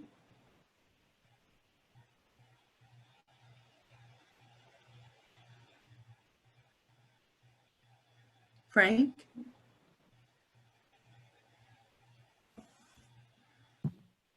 Okay. Cecilia has a question in the chat. What happens to them after the 90-day period? So the goal is to get them into either a different program. So again, this is kind of, it's interim housing, but this interim housing is for 90 days. The goal is to get them either into a different interim housing site. The reality is we don't know how long this particular program is gonna last. So one of the things is that we're saying that it's 90 days, but it could be longer if that's allowed. Again, it all depends on what is going on around us. As far as the state of emergency that was declared, but the goal is to get them into something else. But I will say that there are going to be people that are going to have to go back to the street, unfortunately. Monica, thank you so much for that. I think we do have a couple extra questions, but maybe you're such an excellent typist and you participate in chat a lot. I'm going to ask if you might be willing to respond to some of those questions in the chat room, Monica. We're, as you know, very short on time, and I feel like we must move on to our next presenter. But thank you so much again for that update and that powerful commentary on the resources that are being brought forward, but also the limitations. Thank you. To pivot to our next speaker, Waqas Remen from the Office of Supervisor Solis is going to give us a quick update on the quarantine housing situation. Waqas, welcome.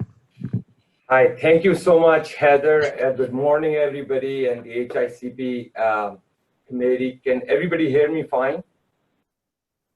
Yes. Okay, just want to confirm. So thank you. I'll be quick and brief. I know we are running a little bit over the agenda. timed agenda, so I don't have an actual presentation, but I'll tie into what Monica presented earlier.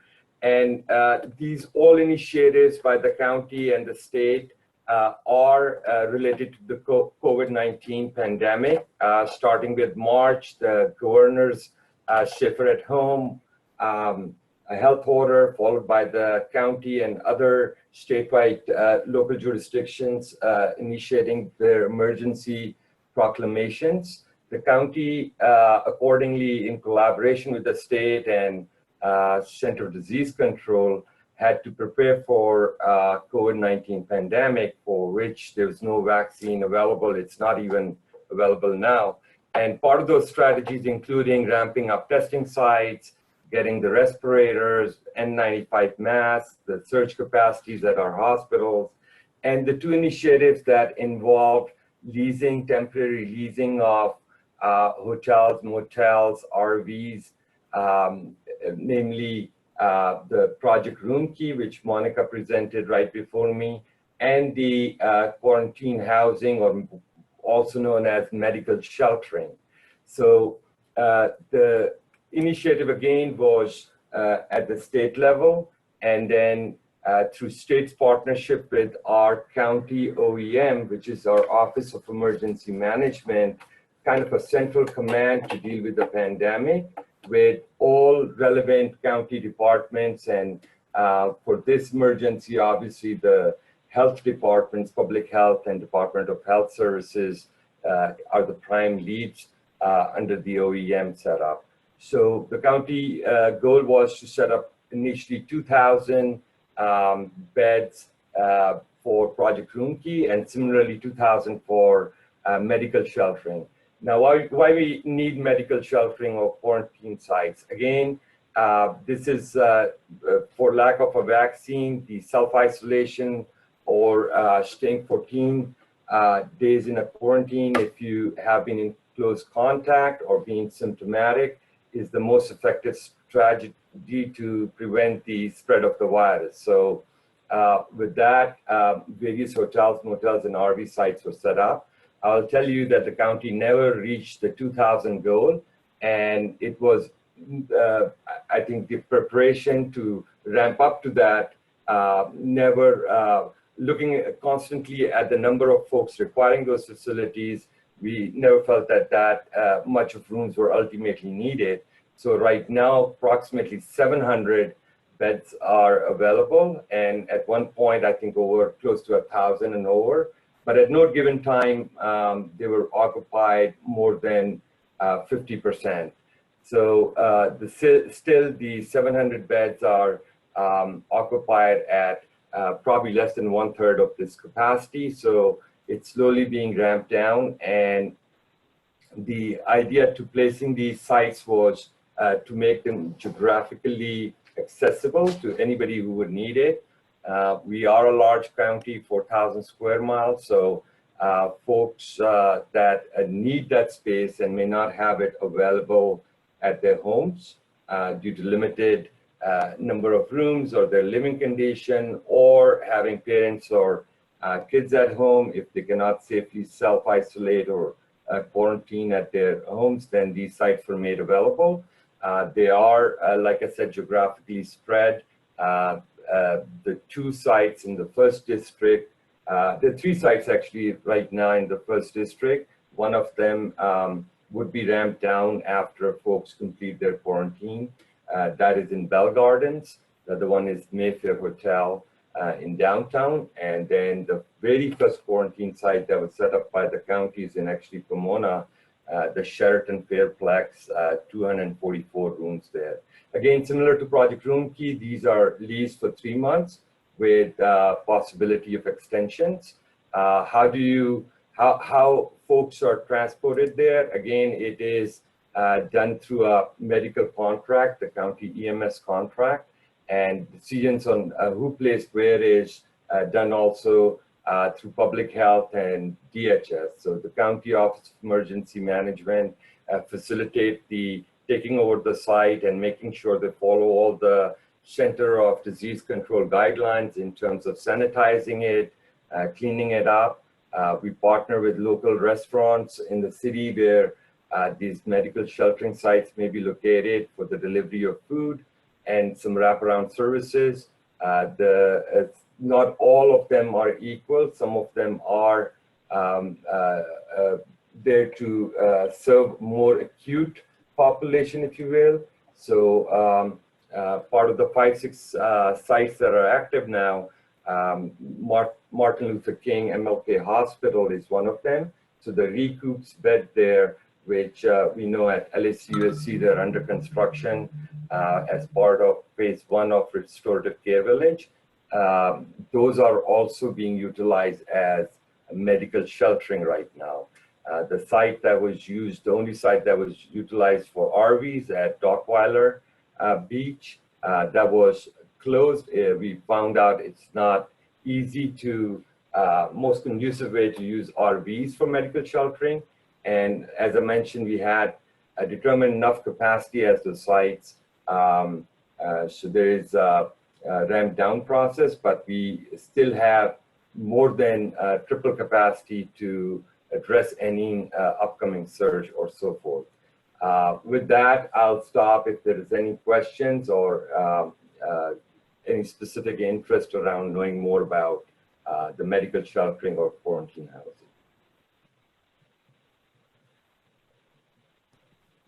Waqas, this is Heather. Thank you so much again for your time today and for giving us those highlights on how the county is responding to the incredible need around this pandemic. We heard from Jorge at the top of the hour that indeed the need is becoming greater than ever. Unfortunately, in the interest of time, I'm going to ask if people have questions to please put them in the chat so that we can prepare a written response. We're sharing after this meeting a full copy of the chat log with responses from some of our speakers. But we do have a very important topic up next, and we are tight on time. So with that, I'm going to pivot to Guadalupe, your colleague, and ask her if she would come forward and start speaking about the Community Benefits Agreement for the Third and Dangler project. So thank you again, Waqas, and thank you, Heather. Thank you, welcome, Guadalupe. Hi, good morning again, everyone. I just wanted to thank you for bringing this item to the agenda. We have a representative from the National Core, the developer. We have a very exciting project in East LA on 3rd and Dangler, 78 units of affordable housing. 39 units will be permanent supportive units, and the rest will be general family affordable housing. It's a configuration of studios 1s and 2s with the opportunity to have 3s depending on the funding. And so this is a project that has many community benefits. The developer has had extensive outreach in the East LA area and with also CBOs in that area. And this is a project that aligns, in many aspects with the priorities that have been put together by the, your HICP, which is has taken up a regional, I think, effort, and protection of East LA and Northeast communities.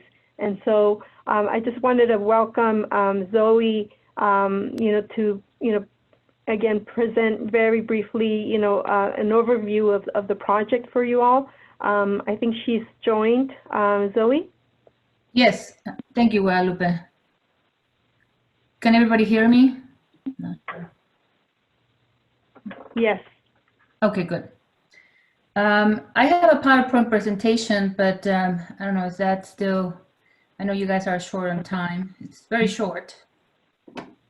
Can I go ahead and share it on my screen? Yes, I think they can all see it. Okay, I'm gonna then share. Oh, no, I cannot share while other participants are sharing. So you need to. Yeah, give me 1 second, please. My apologies. That's okay. There we go. You should be able to do so now. All right, let me see here. I am not super Zoom versant, I suppose. I think it's this one. And then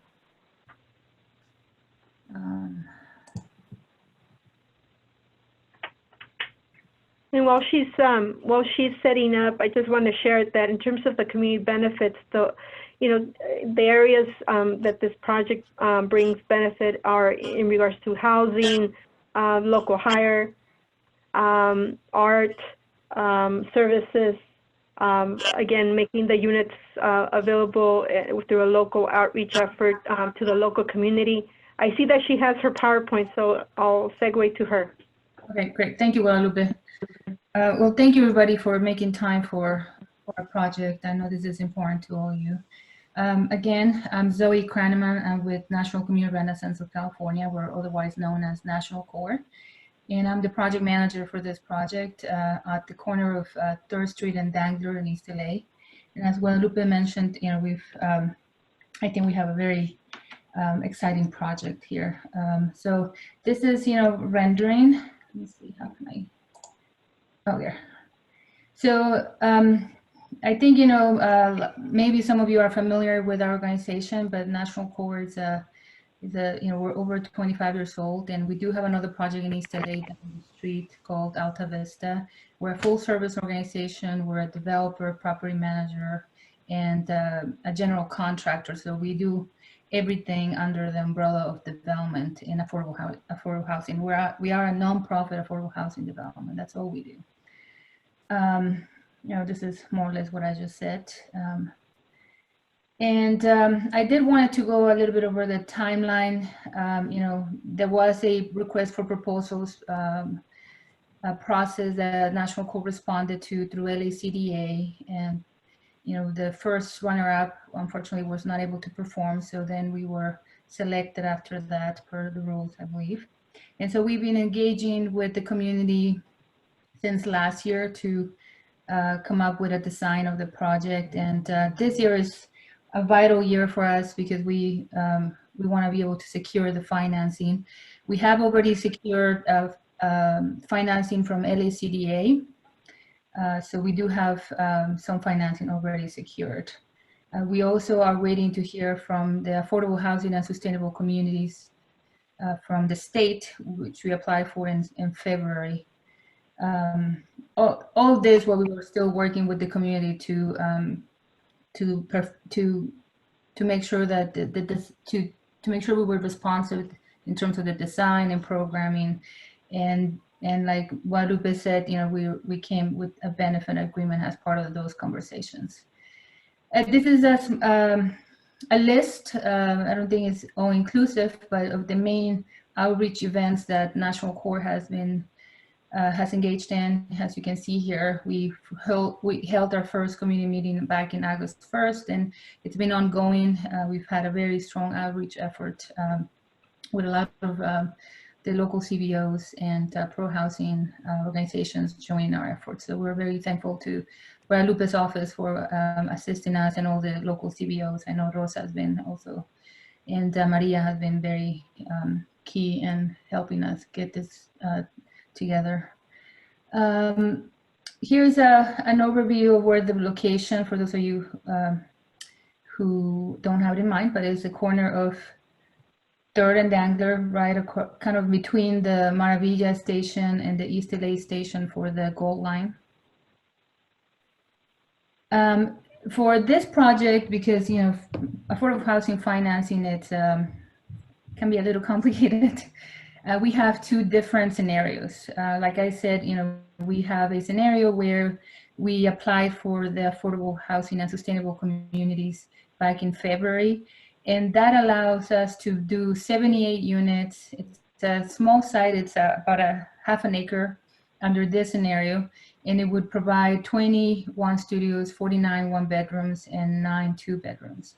It does include, however, as part of this funding scenario, is that the Affordable Housing and Sustainable Communities does provide a lot of other benefits to the communities, including extensive urban greening. There's, I believe that we are co-applicants with LA County, so the Department of Public Works would get a couple of million, I believe, to do to repair sidewalks, to do sidewalk ramps to make them compliant to ADA. They're going to replace 50 bus shelters. They're going to provide a walking path in Belvedere Park. They're going to do a series of community benefits that are not necessarily just in the immediate vicinity of the housing site. It's the project area is quite extensive. The other thing that the Affordable Housing and Sustainable Communities allows us to do programming, they do have some programming to encourage people to walk and bike. So we've engaged with people for Mobility for Justice, and they are going to provide bike training. They're a very qualified local organization that they actually train people to become bicycle mechanics, and they're certified to do that. So we have a very interesting program under the Affordable Housing and Sustainable Communities. I did, wanted to mention, well, I'll get into that right after I get to the Plan B. Plan B is if we are not able to secure the Affordable Housing and Sustainable Communities funding, which is actually $20 million, over $20 million. We are able to, we have been in negotiations with the owner of the parcel next door so that we could swap some land and make this project a little bit bigger so that we can accommodate larger units. And so we are in the process right now of accomplishing that, and hopefully, if we are unable to get ASIC and we are able to secure the parcel and move forward with Plan B, then we would have 21 studios, 36 one-bedrooms, and 15 two-bedrooms. 15 two, and it says there's 63, but it's really 6 3-bedrooms. Sorry about that, I'm missing a space right there. And because we would have a larger footprint, this would definitely allow us to have a larger community space, larger public plaza. We do have also a rooftop garden. And so it wouldn't have all the other benefits that I just spoke about, the walking paths and the trees. I believe, Public Works had planned for over 100 trees in the community. So that's, part of the trade-off, that if we are unable to secure ASIC, which we should hear about probably next week, then our Plan B is just to do a 9% tax credit, which will allow us to still do the project, and hopefully a little bit larger units. I do want to comment, include the fact that 39, regardless of the scenario, if we do Plan A or Plan B, we do have 39 permanent supportive housing units, which means that they are dedicated to formerly homeless individuals or at risk of homelessness. And these are, this was a part of the funding that LACDA, that we applied for through LACDA, and we got awarded. So we do have a partner, the People Assisting the Homeless, PATH. They're very experienced homeless services provider, and they will provide a full-time case manager on site for the 39 units that will be available at this site. The remaining 38 units will be at-large affordable housing units that will be available to households at 60% or lower of area median income. So all of these units are low-income units. And this is some of the, the renderings, and I do want to mention that this is actually, these renderings are the result of community input. We had just enabled so that we could submit an application. Timing is sometimes not in our favor to get funding. We had to submit an application in February, so we submitted plans to the planning division that did not look like this. But since we've been, like I mentioned, we've been going back to the community asking for input. These renderings are as a result of the community feedback that we got on the design. So these are some of the views from the different perspectives. Like I mentioned, there will be a community garden. rooftop garden that is a program. There will be a public plaza that will be, open to the public for events or job fairs, something that can activate, 3rd Street. We'll talk a little more about this, but these are the possible locations for art. Art is one of the components that we're including as part of the community benefits. And again, PATH is our partner in providing the services to the permanent supported housing units. So in terms of the community benefits, and I know there'll be more questions. This is really a high level highlight of what the community benefits are. But first of all, there'll be a local hiring. LACDA, as part of the funding, does require us, the developer, to do a 30% best efforts to hire locally. They do have a program. We do have another project in LA County that we are currently, that has also LACDA funding, and so we do have some experience in carrying out these requirements. But after meeting with the community-based organizations and WEDACs, we have come up with a more micro-local strategy, and that I think we're very confident that we're going to be able to achieve not only the 30%, but 50% local hire for construction work and permanent jobs that are a result of the development. And I think I'm pretty sure that the community benefits package will be available for your review. And in there you can see all the organizations that we have been partnering with so that we can achieve these goals. And again, we are going to be focusing on a 2-mile radius to be a micro local effort to hire within a 2-mile radius. And lastly, the project itself is a prevailing wages project, so they will be paying higher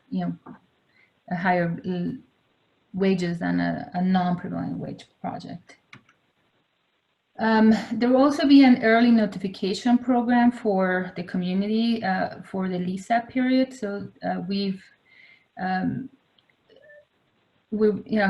we know, per the fair housing rules, we cannot have a local preference that can say, well, only people from this area can apply to the project. But we can have a marketing campaign, and so what we've committed to is to have 9 months prior to the completion of the project to engage community-based organizations. And again, you'll see that in the benefits agreement.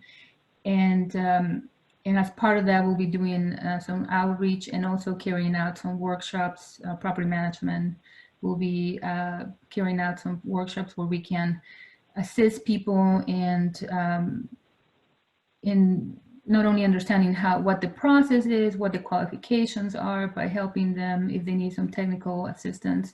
We're not sure yet. We need to decide on how we're going to do the intake of applications. That's a very important process, but I think we can, discuss that in more detail once we get the funding of the project. And that will be very important in terms of, are we going to take applications online or not? And so if people require technical assistance, we want to make sure that people get that as well. Zoe, yes? Zoe, I was going to ask you, can you maybe just summarize, I know we have a few more minutes, but we wanted to give a chance in case they had any questions. I'm almost done.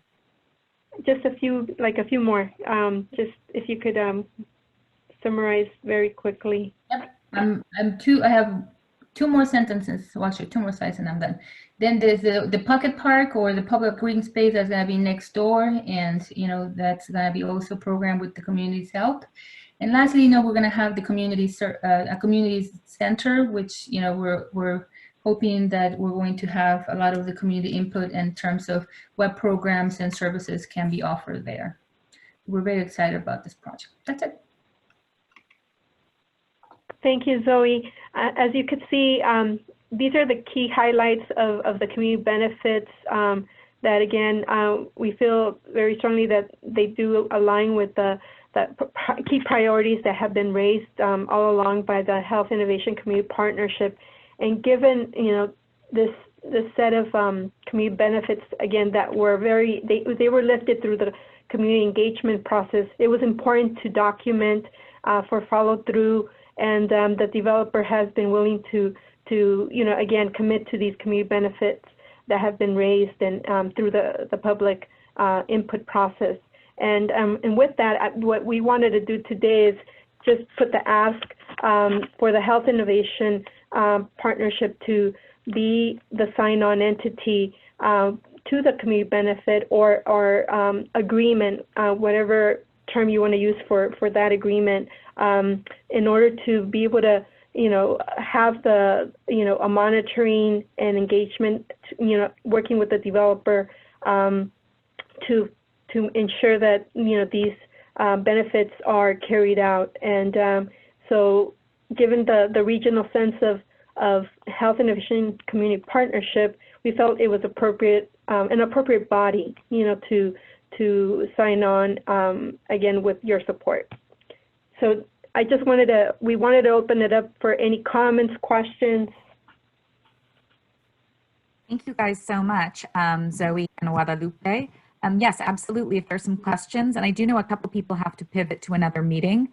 In particular, I think Manuel Bernal says he only has a few minutes left with us, so I might start there and see if Manuel, if you have a question for Zoe and Guadalupe.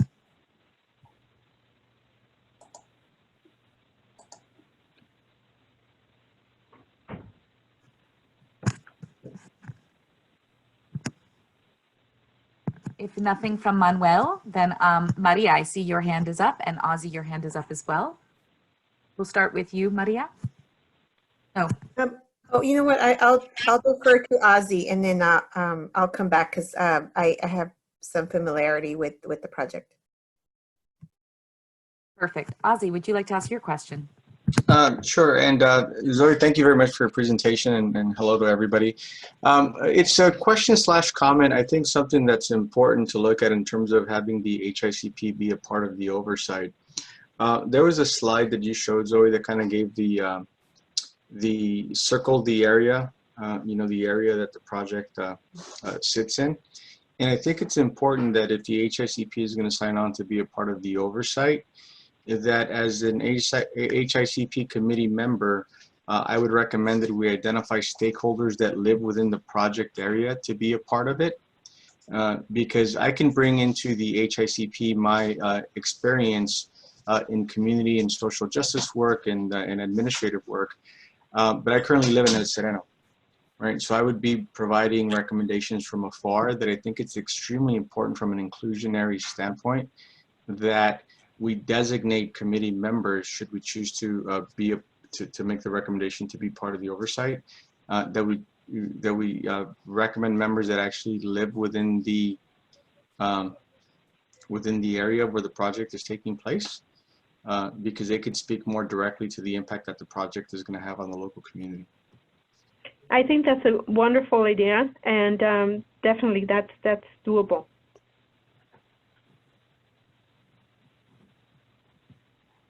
That's my comment.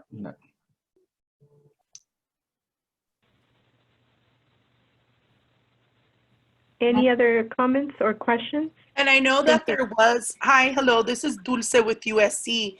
And I know that I attended a open forum meeting regarding this project back in, I want to say December, held at the 3rd Street Library. And there was a lot of concerns from community members. I wanted to know if there was any feedback or some comments that you can share that the community members had, concerns that they might have had.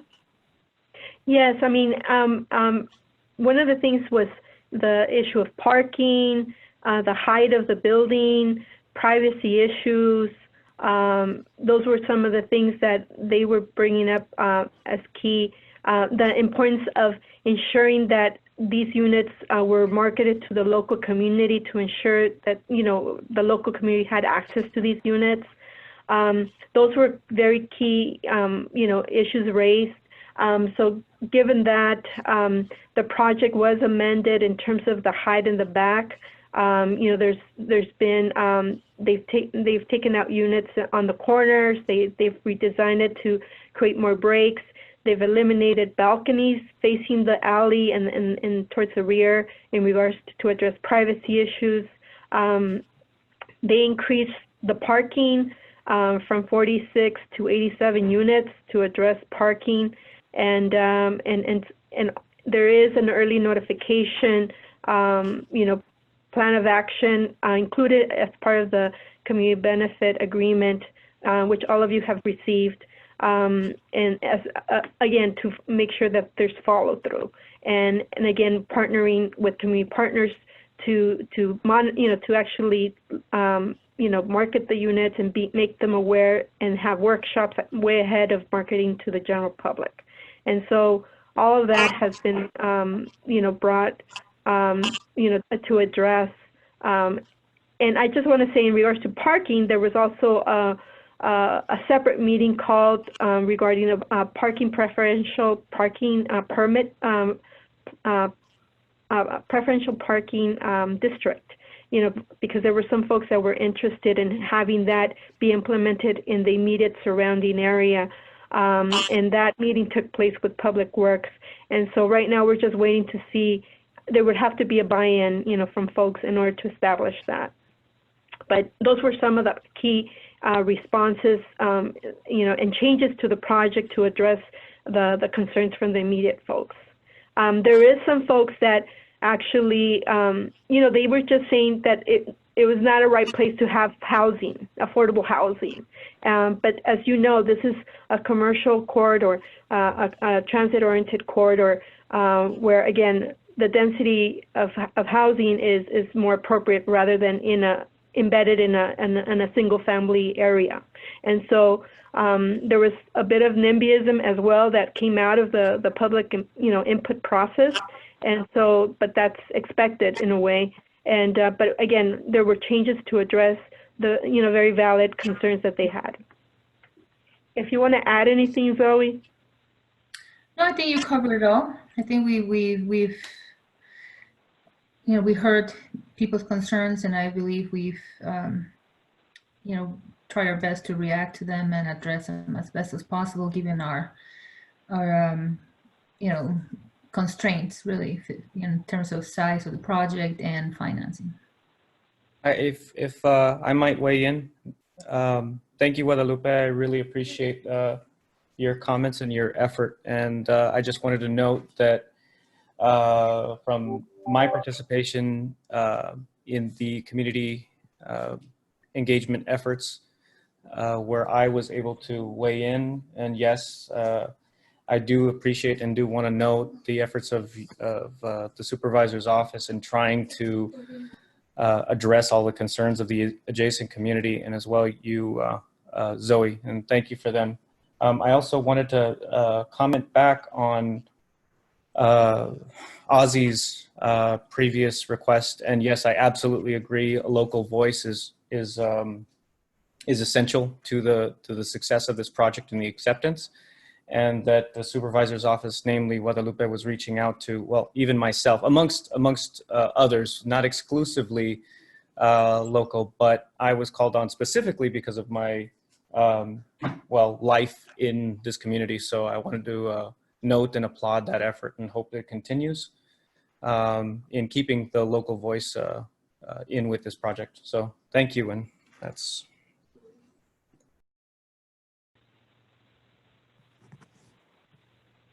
Any other questions?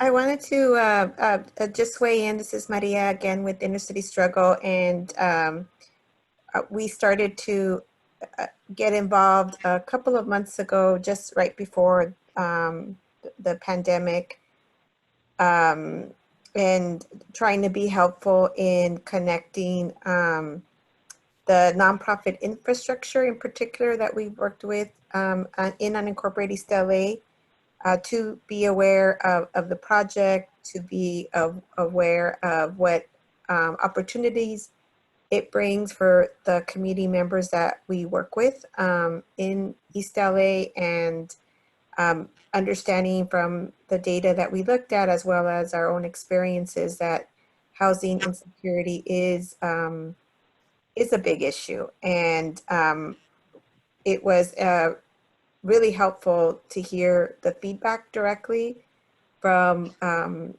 the stewards of the safety net in unincorporated East LA about where they think projects like these could be improved.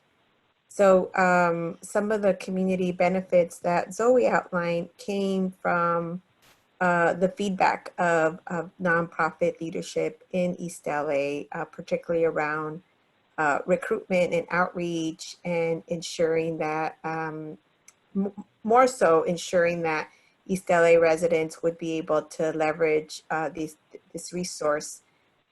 Also strengthening the local hire component, the art, that was something that Frank raised very strongly, Frank with Barrio Planners, in terms of the aesthetic component. So I think, you know, even though our involvement hasn't been long, I think it has been rich and has made the project stronger. And I think it's a learning opportunity for the type of work that HICP will continue to engage in. And I think for the first district to raise the idea of a CBA, I think is another opportunity for HICP to be stewards.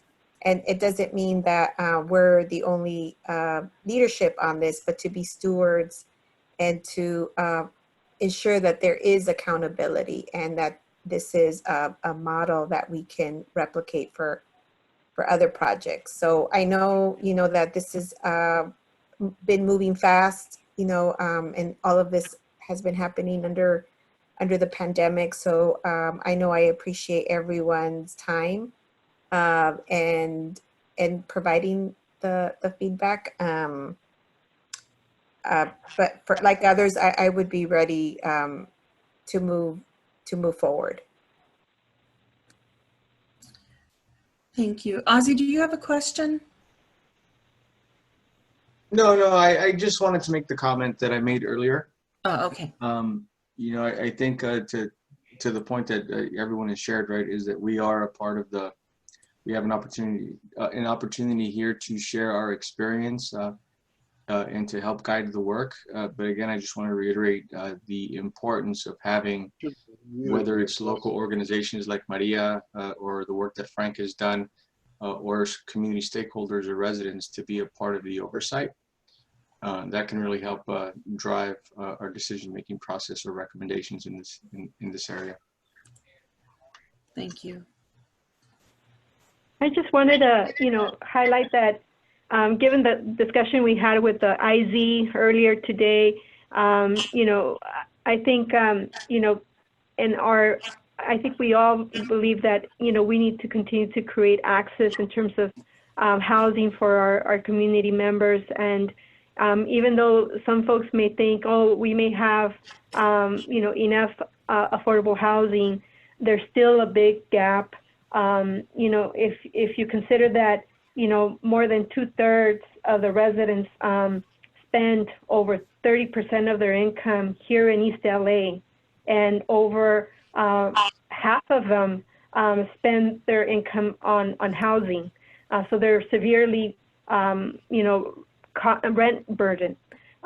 There's also, given the study, you know, the homeless count, there was over 600 individuals who were identified as experiencing homelessness. There's 2,400 seniors and 3,900 disabled that are in poverty within East LA. And we have, per the homeless student count, 369 students that were identified within the LA Unified School System as homeless. And so we still have a challenge ahead here in East LA. There's, as Pam was saying, this is an area that's still suffering from, you know, housing insecurity, and we need affordable housing still in these areas. Frank, do you have a question? No, I just wanted to comment. Okay. Yeah, I agree with. Frank, actually, before you ask your question, I think you have two mics open. One may be on a phone and one may be on a computer. If you wouldn't mind muting one of them.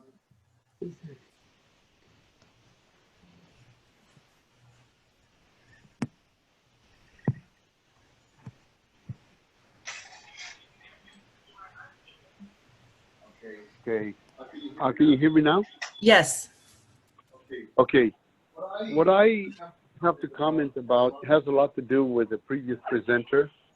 I was sort of like gauging what it was that I was going to say concerning the needs of East Los Angeles, because just recently we spent a lot of time creating the Third Street Ordinance. It took us 3 years to prepare that document, which has been in place for almost 2 years now. And nowhere in the document is there any issue that addresses homelessness or any issues concerning the need for homelessness or affordable housing. Not specifically, but it actually limits the housing opportunities to only a two-story condition. If you couple that with the fact that 19,000 residential units were taken because of the freeways over the last 50 years, and you could begin to understand why we are where we are in East Los Angeles, specifically in the unincorporated area, where the lots are only 25 foot wide, the density is doubled than anywhere else in the city. The housing that was taken out had never been replaced, and where ownership is only at 25%, we have a condition that perpetuates the need for low-income housing. And so, Are you available? Well, no, I'm married.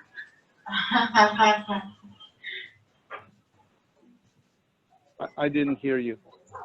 So when I was doing, Can somebody mute their mic, please? Because we could hear you on the back end. I realized that this was off. So I figured out. Okay. Now it looks like this. All right. Should I do like a global or anything, or just?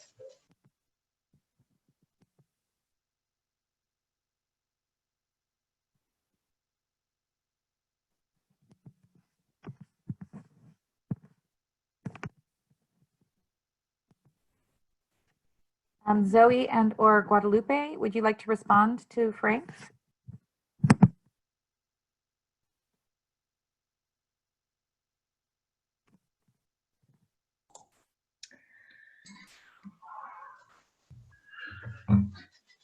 I will, definitely respond, but I think this is more Guadalupe's purview. And then I think the finish grade has to be the bottom line, right?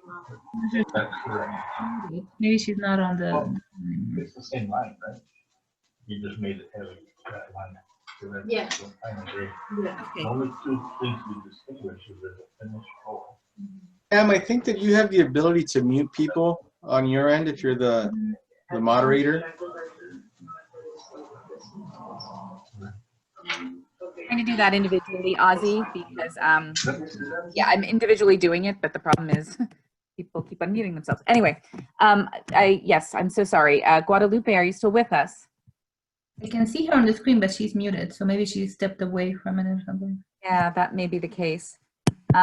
We did have a poll that we wanted to launch to ask those remaining on the call with us about what HICP's next effort might be. So, Victoria, if you could launch that poll for us.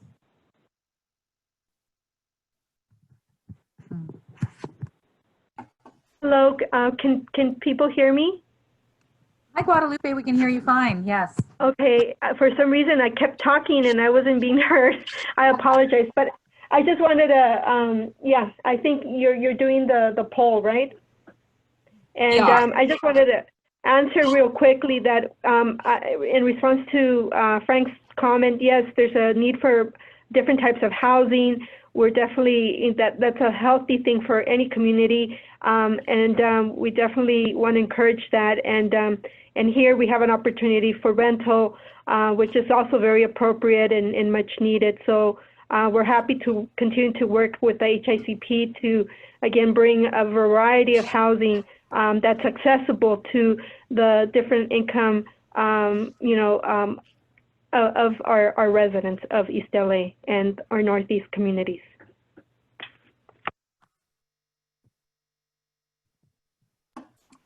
Thank you, Guadalupe.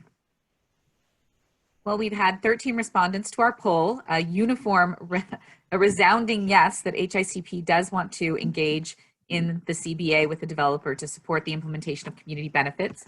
We also have some comments in the chat about HICP potentially forming a working group to help monitor and some other actions that we might take. Well, I do see we have one.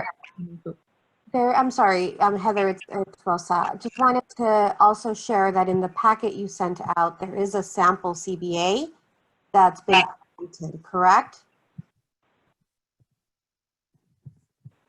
Yes, the sample CBA was provided by Guadalupe's office and was emailed out to everyone as part of the packet this morning. Yes. Okay, and then looking at the questions and this an opportunity to present a motion to move forward. So if anyone wants to do that, we can move to that.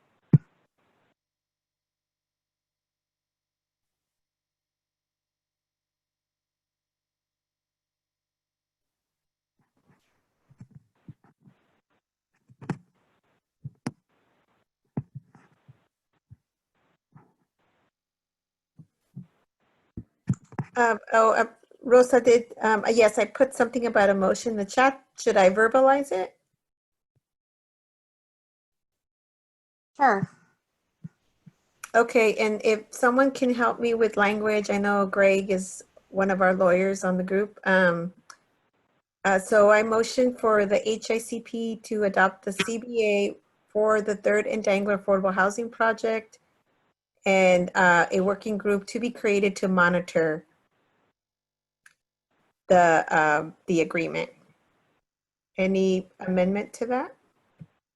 I think one of us just needs to second the motion, and I'll second it. Monica. Unfortunately, we do not have a mechanism for voting via this Zoom call. So I think we can endorse the motion at this time, but I'm not confident that we can actually take a formal vote on it. What you can do as an alternative, Heather, this is Ozzy, is maybe ask the participants to raise their hand, and that'll show you who supports the motion. Yeah, we can do that. Once again, there's some differences between who's a voting member of the party of the membership versus who isn't. So, like I say, I think we can take a collective pulse. We can take an indicative gesture, but I don't know that it'll be counted as a formal vote. We have a pretty detailed process around voting in our bylaws that require us to make sure that there's no additional discussion needed before we can take a vote. We also don't present something and vote at the same meeting, for example. So I'm just saying, like, the formal vote may not be possible today based upon our bylaws. However, that doesn't mean we can't take an indicative vote today that expresses the interest in the partnership and moving in a particular direction. I'm not sure, can folks hear me? Is that you, Greg? Yeah. And if Guadalupe is still online, or maybe Zoe would know the answer to this, if there's general support for this today, is there time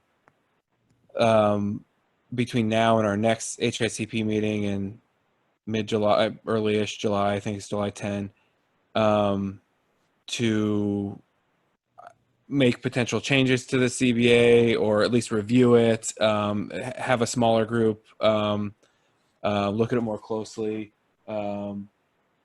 Yes, Greg. Actually, yes, there is not a problem with that.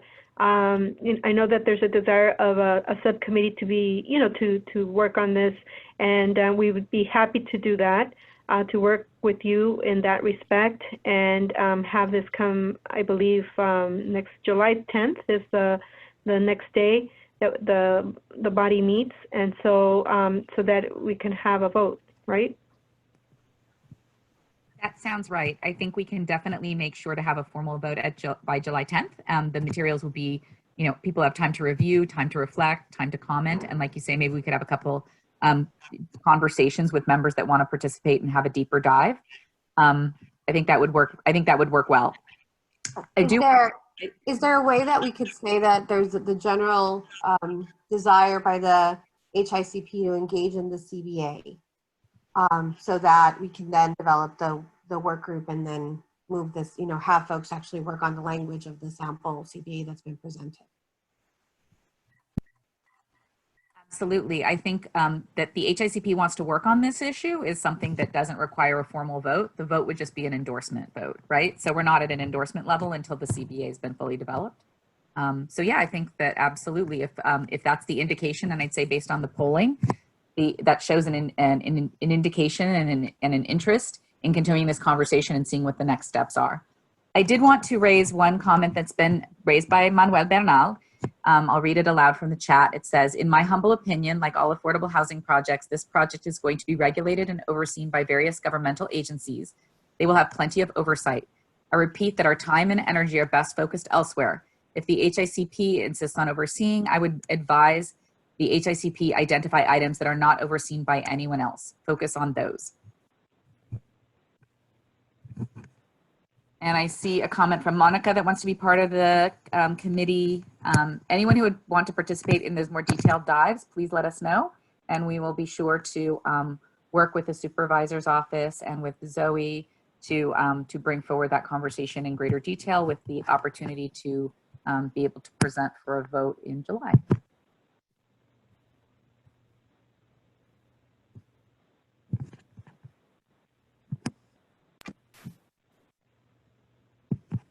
So just for clarification, what are we adopting today? Because it sounds like there is support, but for process, there's a need for time. So just trying to get clarification on where we're landing. Greg, maybe you can help us with language, but what I'm hearing is we are favorably in agreement that we will engage in a conversation regarding the sample CBA presented, and we'll work through this month to give feedback and present a final for consideration in the July meeting. And then invite folks to join that the work group to develop the final CBA language, but then through that process identify what kind of oversight committee would be ideal, taking into consideration Ozzy's concerns and, you know, and others raised here, and even Manuel's, because what can happen is even if we engage in the CBA as HICP, we can delegate the oversight and ongoing conversation about the project to, you know, to the oversight committee. So only limit the report back into HICP via a presentation, you know, quarterly, a report, whatever it is we decide.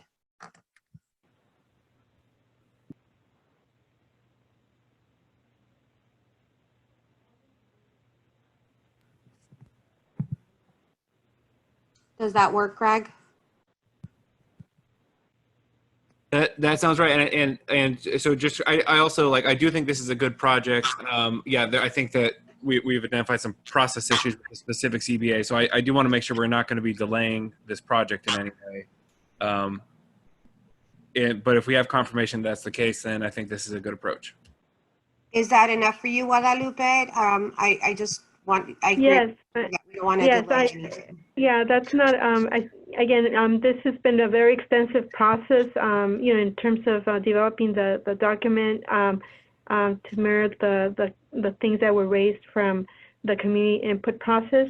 I know that we understand that you want to be able to at least review it and tweak it a bit. And so it shouldn't delay the project at all. I've actually connected with the county council, and by having this, it wouldn't delay it. It's going to be a condition of the conveyance documents that I have to the isolate that the myself next time. developer that the developer and the community sign, be it a community benefit agreement or MOU, in order for the conveyance to occur. So we do have that condition, and the timing, as long as we take care of it, in this month, I think this will be okay. Any further questions? I saw Frank's hand raised and then went down, so I'm not sure if we still have a question.